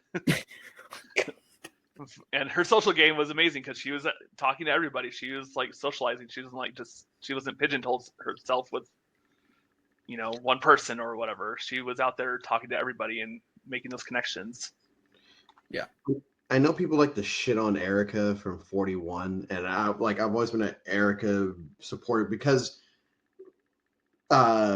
we get a lot of confessionals in 41 where we get other people's opinions on Erica. Hey, we want to throw challenges because Erica's a threat. We want to do this because and Vecepia is the same way here, where Rob's giving confessionals about, oh, Vecepia's kissing their asses and Vecepia's doing this and Vecepia's doing that. It's like, yeah, like that is the point of this entire thing. People are going to vote for who they like at the end of the day. And Vecepia sat there and she kissed ass and she said she hated all this drama and she made these bonds with Sean and she had this religious thing going with Nalia, and I'm sure she had one with Pascal off camera. Mm-hmm. Like she had these things, and when she said what was it? And I don't feel like it's fair, but like they asked, where's Mama from? And she knows exactly the town she's from, and none of the road crews know. It's like, well, that's not fair because they were never on a tribe, but whatever. And I love the confession where she's like, yeah, I know where she's from. I'm not going to tell them where I know. I know that I'm next. And she goes, I think she sweeps. She either sweeps or she gets at least one wrong. And I'm like, yeah, that she broke the challenge. You can't have journals anymore because the wrong person won Marquesas. And it's such a she's so underappreciated and undervalued as a winner, and everyone has their opinions on things, but like that's one of the moments where it's like, yeah, what this game is about, that this is going to be a challenge you guys are going to have to do, or at least assume that this is going to be a challenge you have to do. Why not just take notes on everyone? Yeah, make it easy. Yeah, it's been done in the previous 3 seasons. So, I mean, or at least they've known it. They know it's been done the first 2, but yeah. So, all right, we get now, since Vecepia has 1 immunity, the 3 row 2s now have to turn on each other, and this is where we're gonna get our purple rock tiebreaker, and Kathy and Vecepia are gonna make this deal where Vecepia will save Kathy and go against the Nalia and Pascal pair. And it ends up in a tie, and it's explained instead of previous votes this season, we are going to do a rock draw, and Pascal's the only person to have no votes against him all season, and he is the one who is going to draw the purple rock. So what are your guys' thoughts on the rock draw here? I feel like back in the day, it was like the biggest thing that happened in Survivor. Like, it was just shocked because he didn't get voted out, and he was like this dad to whatever America was thinking, that people were obsessed with him for some reason, and it was just a big shock to the Survivor world. I feel like that he was voted out or drew the purple rock and eliminated that way. Yeah, and then he has his little faux heart attack or whatever it was. Yeah, good timing too that he got out. He was medevac the next day, if not. Yeah, Pascal does not make it to day 39. I mean, he is looking bad. He is looking bad by this point. All joking aside, right. This is a situation where, once again, Kathy's probably always making final 3 from 9 on. Like, probably always making final 3. But when she gets put in these situations, and it's like, well, it's like, Kathy, this could have been avoided if you save the general here. If you go with Sean and V here, maybe. Once again, she probably her ceiling is probably always 3rd. And that's why I could never actually like talk badly about her, because her ceiling was always going to be 3rd.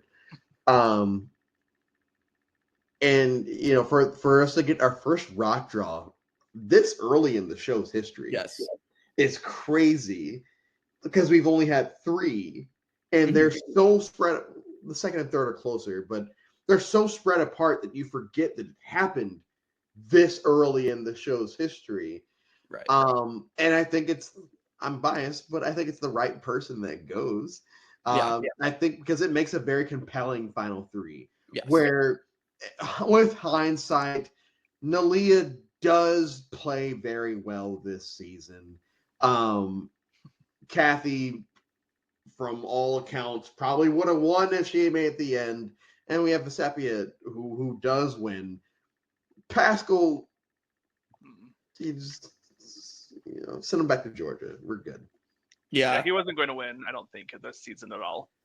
No, I think Nalia would have out-talked Pascal and explained her game better than Pascal would have explained any type of game. So. Pascal laid down for her. Yeah, Pascal would have pulled a Roger, but 100%. Less compelling. I did this type of thing. I used to host live games in high school and college, and in the first season that I hosted, we had a similar situation where ended up in a tie, and basically how I took it was the normal rock draw rules of like the people who are tied or immune, and the person left over will have to draw rocks and go. So I did the same thing at the Final Four in my first season I hosted, and the person who didn't get any votes got rocked out of the game because they didn't switch their vote. So, and it led to one of my favorite moments that I've ever witnessed. And so for me, this is just like a fun moment, a special moment in Survivor history. And so, this is an iconic moment. And I'm also glad that Pascal goes home here. Yeah. And like we said, it doesn't happen again until like Blood vs. Water. But I feel like it's mentioned so many times in like those in between seasons. Like people are like so afraid of the rock draw. Like we can't go to rocks because like they don't want that random person. And then it gets used a few times after that. So it's interesting how it like just alludes every season after this for 20 whatever seasons. Yeah, absolutely. And now we can bring up the Pascal stuff. So I believe the rumor, well, not the rumor, I don't know it any happened. Stuff, though. Pascal, I guess, had an affair with his secretary or something, was it? Something like when they got caught in a car in a parking lot, and like, or it was a second. No, it was. I think it was like a defense attorney. Like, okay, yeah, something like that. And he was a judge on their court case. Something along the lines of that. But also, he's married, so it really doesn't matter who she was. He was married. He had an affair, yeah. He had an affair, and he got caught.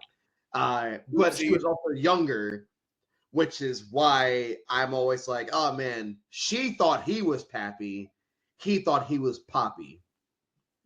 Like that's exactly what it was. Like the dude was weird.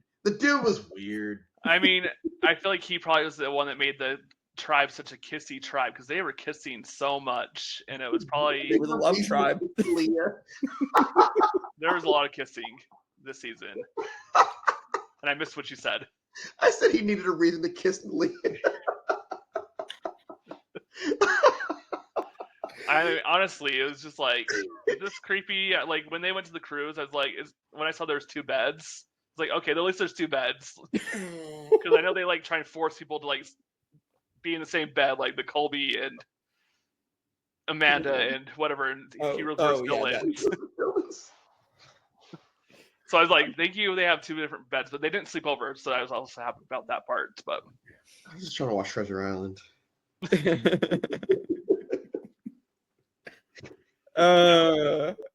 didn't know that stuff about Pascal, so that's interesting and news to me. Maybe I knew it, but I didn't hear about it. I'm fairly certain you might be getting to it, so I'll shut up.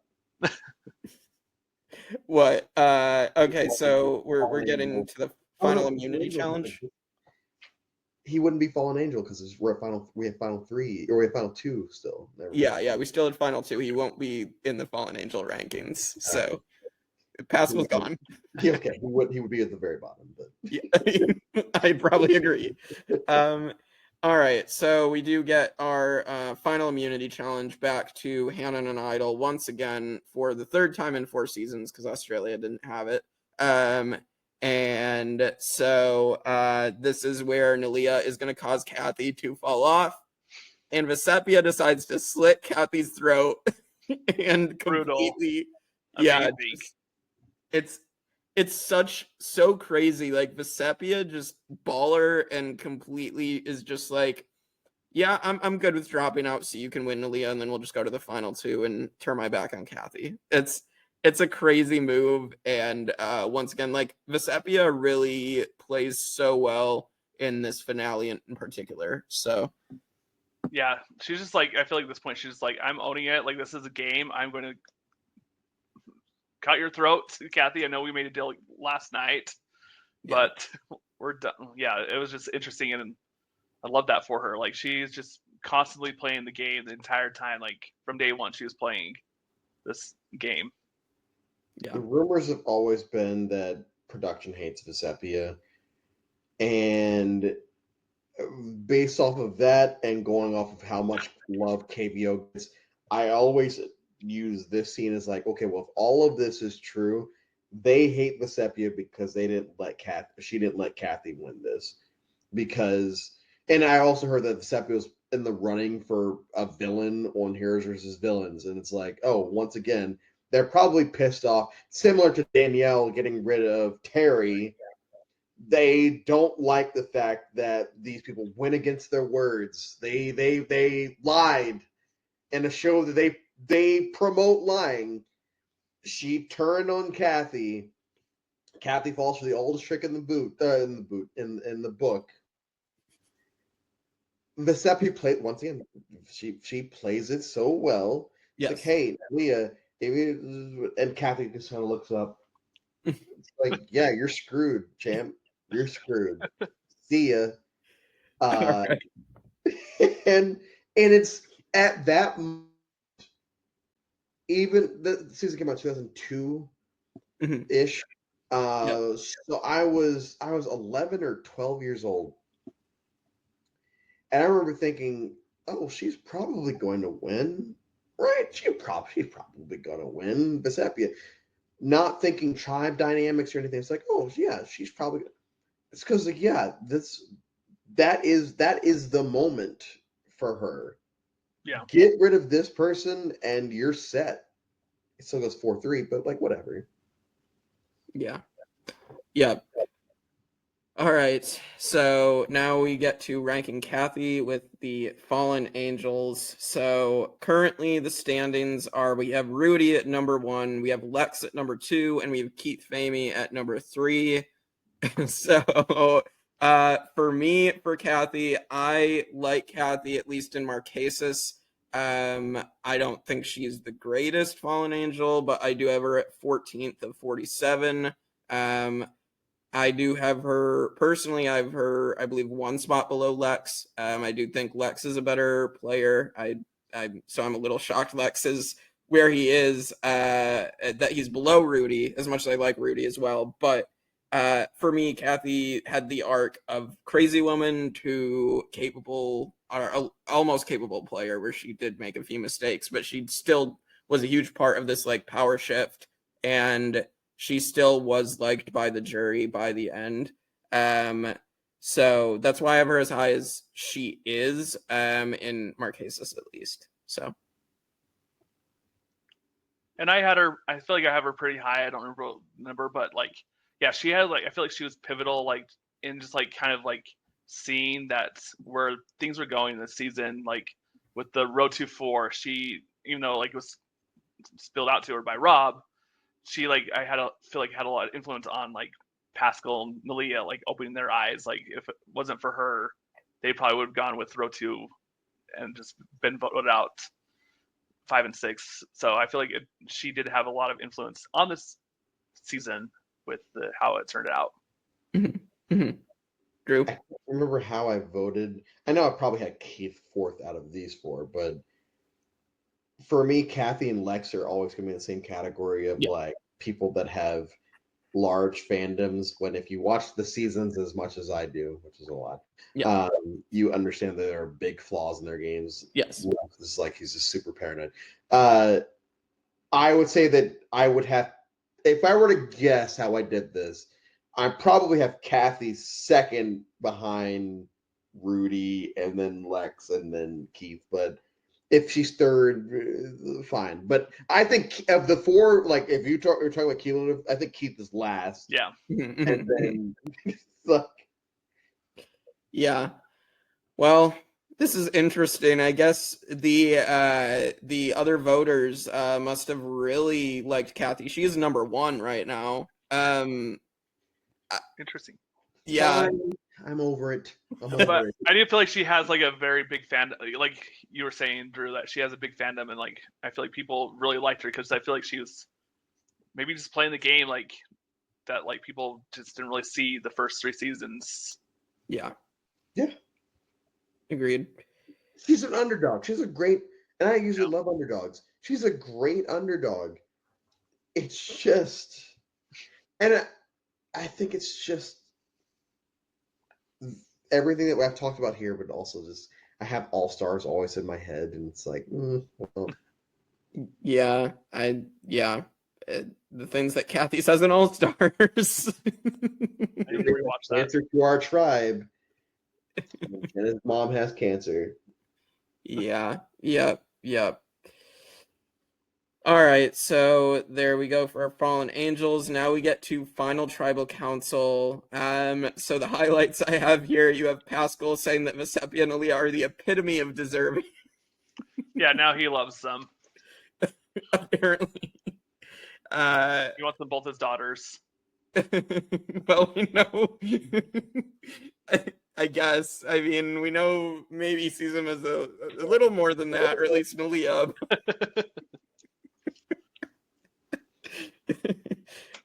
We have Zoe bragging that she should have been sitting there. I'm like, what game did you have, Zoe? Yeah. She couldn't lie. She couldn't. And also, B doesn't stand for victory. No, that's such a funny moment too, because Zoe is so completely out of it. And then John Carroll asking why the hell he should vote for them, which is really good. And Sean Rector does a Dr. Evil impression. So yeah, he does. And you have Tammy being very bitter and like just Bro. like laying it on them. She's getting the Sue Hawk Award, yeah. That, and I alluded to this earlier when we were talking about Gabe having the wrong idea of what this game was. And this is something, Jake, that you're going to obviously you've watched these seasons all of it. This is something you're going to experience for the next 2-ish weeks, maybe 3 weeks, where people are convinced that they are honorable. Yeah. They play these honorable games that Tammy, prime example, is so pissed off at these people. And I can't remember, maybe it was John that brought up the religion aspect. Yeah. Like, I can't believe you guys are sitting here. And it's like, what does that matter with? I'm not even a religious person. And it's like, what does this have to do with anything? And Vecepia answers it very well. It's like, hey, that's between me and God. Like, it has nothing to do with you. Yeah. It boggles my mind that the game had moved on so far in 4 seasons, but this is the thing that people still latch on to, of like, but you lied, you did this, you were doing that. It shouldn't be you two people here because we were doing this, not because of strategy, but because we're saying that we weren't lying and doing all this stuff. We knew, Nalia, you knew you were in line and you didn't. It's like, yeah, why would she be happy with that? Yeah. It's frustrating watching these final tribals these first few seasons. Thailand is actually an example of one to actually enjoy their final tribal because they're like, hey, we were all like, tell me something. They're talking about the social game. Yeah. Johnny Pots and Pans is something that I'm like, oh man, I wish we had actually seen that at some point during the season. Yeah. Because I love that name. Yeah. It is a funny name. The general has lost so much weight that his clothes are just like hanging off of him. Yeah, the iconic jean jacket. I think either Pascal or Sean say my vote could go to either one of you. I'm like, I can't remember who it was, but whoever it was is like, you're clearly lying. You're going to vote for this person. Yeah. Kathy, her question. Ryan, please go. I'm done. I'm done with Kathy. Well, we have Zoe who voted kind of just randomly again to. Yeah. But yeah, it was just an interesting finale, and just rewatching it, like I think because Nalia was from Utah and we had these connections, like I was just like so tunnel vision with Nalia, and watching it now, like I'm like so cringe, like the like kind of like the I don't know, I like her, but also at the same time, it's just very like kill them with kindness and you'll get the votes. Like just be nice. It's just like such a Mormon culture thing to be nice, and people will reward you for that. And I feel like that's where Vecepia was just like, no, I play this game like from the beginning. I was having these relationships. I was playing, and then like, and Nalia, maybe if she had been older than 21, could have been like, that was my game too. I was like playing the social game, like I was whatever. But she's like, I didn't start playing until day 24, and I was like, you could have worded this differently in your final tribal plea to get these votes, and maybe you could have swung because it was 3-4.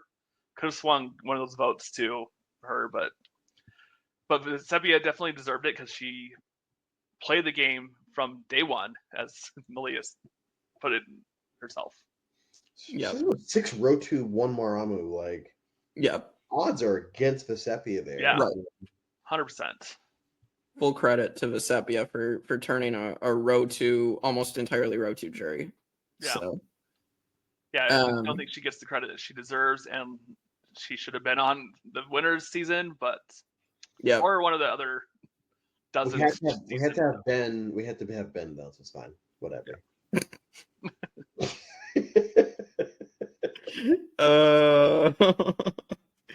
All right. So we'll do our losing finalists and winner, and then we'll talk about Rosie O'Donnell.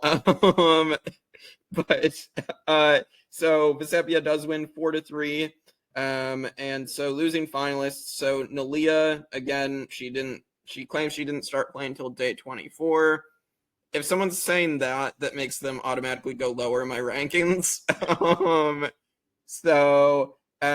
But she did get 3 votes. So good on Nalia for being 21 and still being able to give something to make her only lose by 1 vote. So Nalia 48 out of 79. And yeah, I mean, where did you guys have Nalia? I honestly probably had her in my top 10 because I was just like, so just remember Marquesas was such a big thing for me, and her being like from Utah. Anyway, I feel like I probably was like, I really liked her and enjoyed her. And I feel like I saw her a few years ago. I think it was during the pandemic. Like she had a YouTube video where she was like going through like her box of Survivor stuff, and like I was like, I would actually like to see what she would have done as a 20 years experience in life, what she would have done if she were to play in a second chances, or I feel like there's a lot of good characters in the season that would have been fun to watch in season that second time. Mm-hmm. But I do have her pretty high because I did enjoy watching her and was connected to her culturally. In the days that she was playing, she was playing. Yeah, she was. I would say out of the top 4, I can't remember how. I would assume that I would have had a tie between her and Kim Johnson as who would have been last of the first 4 seasons. I would say that I probably had her above Kim Johnson though, because like even if it was an act, it was a good act because she was Sweet Pea. She was like Nalia is very wholesome and like is someone that I would enjoy hanging out with in real life, but on an island, don't give me your damn mint that you've been sucking on. Like, get out of my face. I'm probably not going to vote for you at that moment. But like, yeah. Definitely a 21-year-old from Mormon girl from Utah. Like, exactly. Girl, put that thing in your mouth and just shut up and don't talk about your creme brulee. All right, the current standings before we add Nalia in, Colby is at number 1, followed by Kelly Wigglesworth, and then Kim Johnson in last. Nalia is going to go number 3 above Kim Johnson, below Wigglesworth and Colby. So I think that's a pretty good spot. It's probably where we would all have her. So All right, and then the winner rankings. So the current standings for winners, it is Richard Hatch at number 1, Tina at 2, and Ethan at 3. So for me, for Vecepia, I have her 21st out of 47. I think she is underrated. I think she deserves more credit, as we've talked about. Again, she used her social game as her advantage in this game. And she did make moves to flip. She did slit people's throats. She slit Boston Rob's throat. She slit Kathy's throat. Like, she is very good at being able to play all sides and flip-flop when she needs to. I would love to see her adapt to a modern game. Unfortunately, Jeff hasn't allowed that to happen. But yeah, I have her 21st out of 47. Where do you guys have Vecepia? I didn't think I'd probably have her my top 20. I think she's definitely one of those players that played really good, and because I think the first two, we had Ethan the previous season and what's her face? I can't remember. But I feel like she just was very good at the social game of outwitting and outplaying these people in the social dynamic. She didn't win a bunch of immunities in this game, but she really showed how well she can adapt, and she was aware of her perception of where people saw her and her others, and I felt she played a really good game. On my list, I have Vecepia at number 14, right behind Tyson and right above Tony 1.0. Mm-hmm. And I think because she understood, it's not ass kissing. I know I keep because Rob said it, but it's not ass kissing. She's just making bonds with these people so that she's always going to be the last. Let's vote out Rob first, then we'll vote out Sean, and then maybe we'll vote out Vecepia. Right. She's always putting herself in positions where she's the last option to be voted out long enough for me to make bonds with you so that you don't want to vote me out. Yeah. So it was like Danny Boatwright. But Vecepia was a crucial part of the flip of on row 2. Yeah. Vecepia, at final, Sean goes home.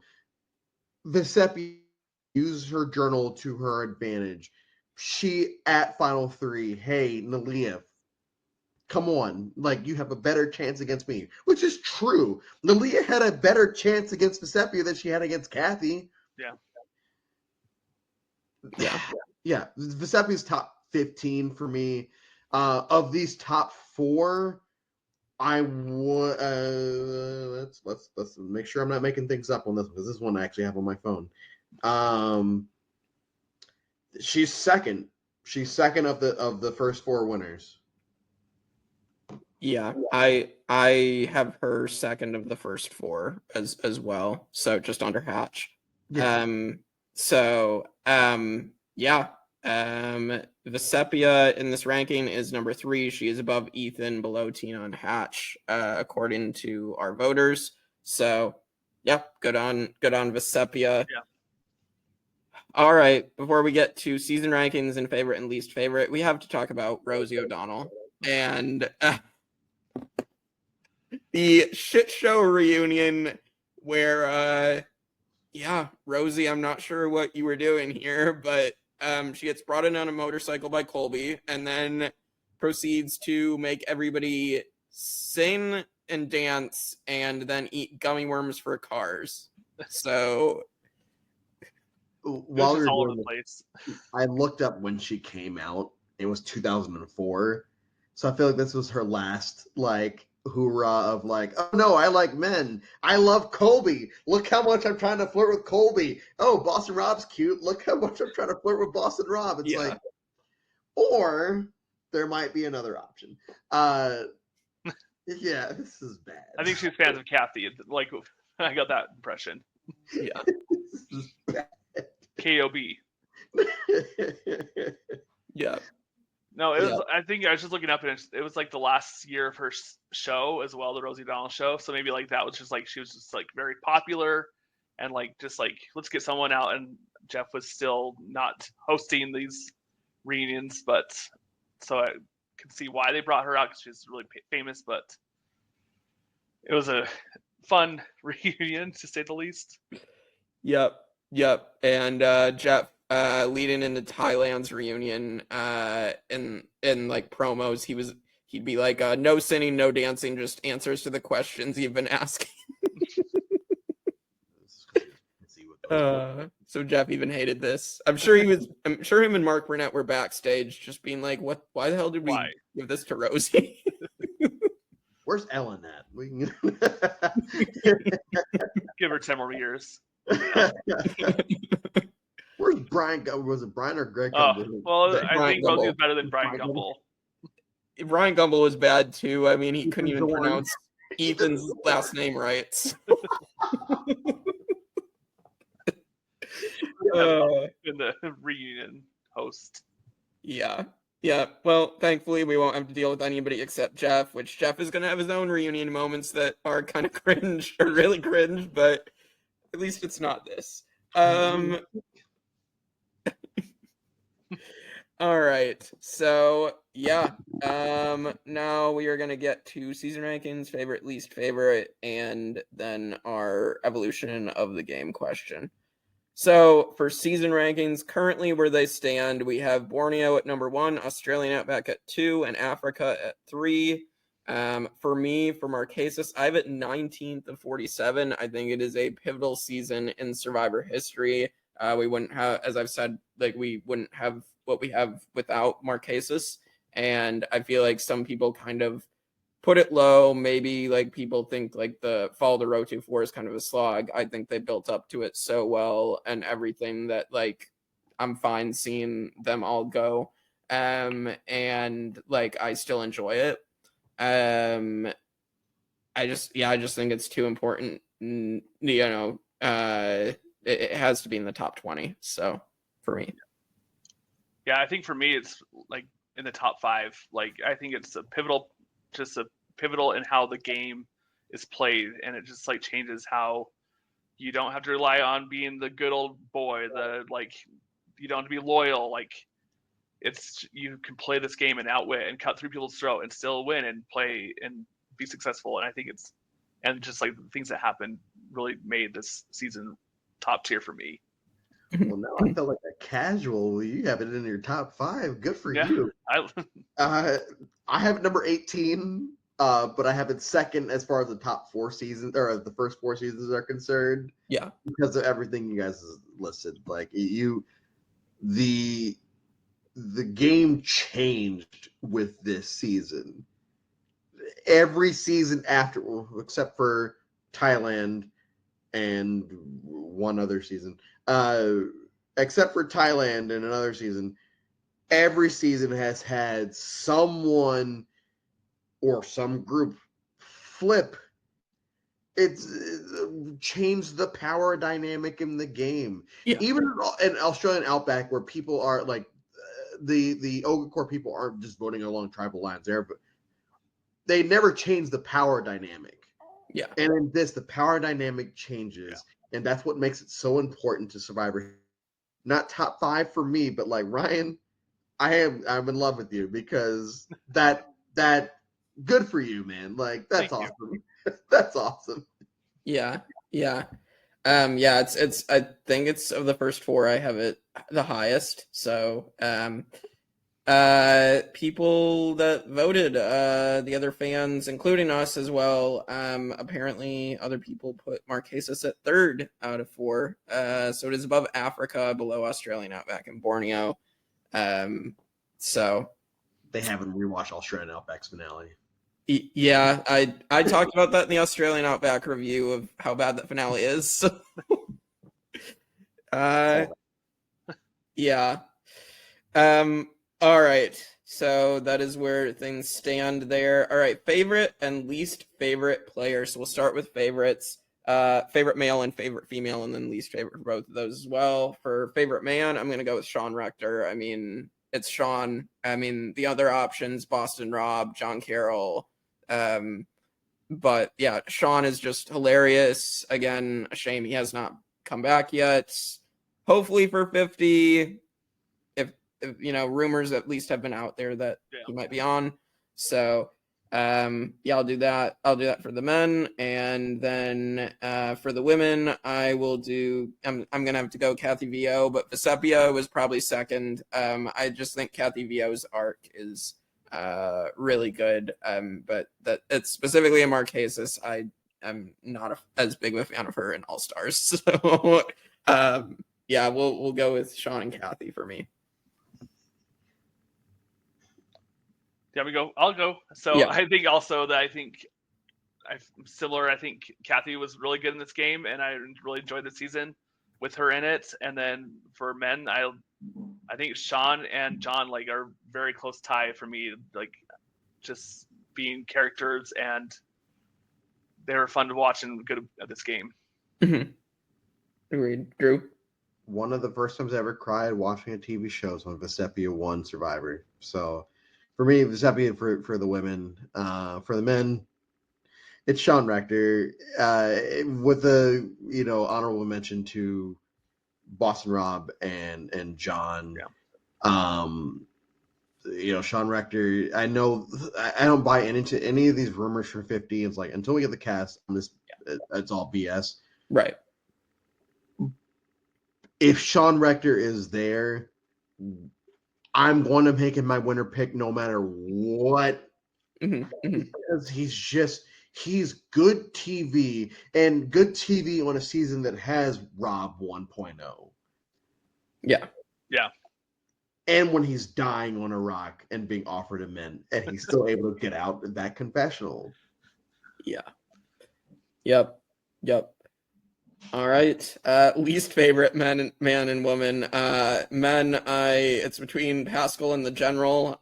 I'm gonna go with the General just because he was so insignificant in this season. And yeah, I don't know. Like I can find something. I feel like I know where another option could be. I mean, I'm assuming Gabe's name might come up as well. But yeah, I'm gonna go with the General there, and then women. I think it's pretty easy. Zoe needs to go. Her play hard, work hard attitude just isn't gonna cut it for me. So the only thing she contributed was eating a Snickers bar out of Jeff Probst's hand in a very weird way. So in a very sexual way, like yes. So I will go with the General and Zoe. So I think I'd probably go with Gabriel just because he just annoyed me that he was not there to play the game. And then as far as women, Zoe and then Sarah would be tied, but Zoe would probably be there. For women, so see with Zoe, all of her stuff was fun. It's similar to how everyone loves Coach because he's funny. I love Zoe telling Tammy, "Hey, I never liked you." It's like, but why? You're crazy. Why are you not voting V? V stands for doesn't stand for victory. Sarah is attractive, so I can't pick her. I'm going to pick Mama because she's the second boot. For men, it's Pascal. If you haven't caught on to it, I don't like Pascal, and so the two of them. Yeah. All right. Perfect. All right. Last question on the longest 1 through 50 episode so far. Yes. How did this season contribute to the evolution of Survivor? I think we talked about it a bunch, but I think it was like very significant to the evolution of Survivor. Like I think it was extremely pivotal of how this game is played and seen with all these players. Yeah, absolutely. Drew? Yeah, we had the first ever minority swing at a merge. You had players that were playing the game more strategically than socially, which I'm against, but like even in Rob's case where he's playing more strategically and socially, he still laid the groundwork for everything else that happened in the game. John, the same way. The Marquesas and Vanuatu for me are the two seasons where like, hey, just watch it again. Watch it again and tell me you don't like this. Yes, the challenges suck, but like, who cares about the challenges? Yes, they're dying out there, and there's the no-nos and all that. But like, trust me, if you are listening to this right now, if you're stuck, please please watch Marquesas again. It's so good. It's a great one. And it we have the final 3 women the first time. Yeah. Vecepia winning is a very significant season. Yeah, absolutely. Yeah, everything you guys have said, and the power shift, the fact that we got some crazy blindsides. We got the Hunter blindside, and just everything. Again, we don't get Amazon and Pearl Islands without Marquesas setting the groundwork first. So, I think I'm happy to have the season ranked where I do in the top 20 because of that. So, all right. That is Survivor Marquesas, and next up is a season that I'm not going to be very high on. Survivor Thailand is next week, and I can't wait. We're going to get to talk about Mr. Freeze and everything going on there, and try to not have to talk about certain things as much as everything with Thailand. I will be joined by Jonathan and Joe King. So tune in next week for Thailand, and do another Boston Rob impression. Subscribe to the Tribe of Nerds. I don't know, that was a bad one. But we'll see you all next time for more Survivor 1 through 50 on the Tribe of Nerds.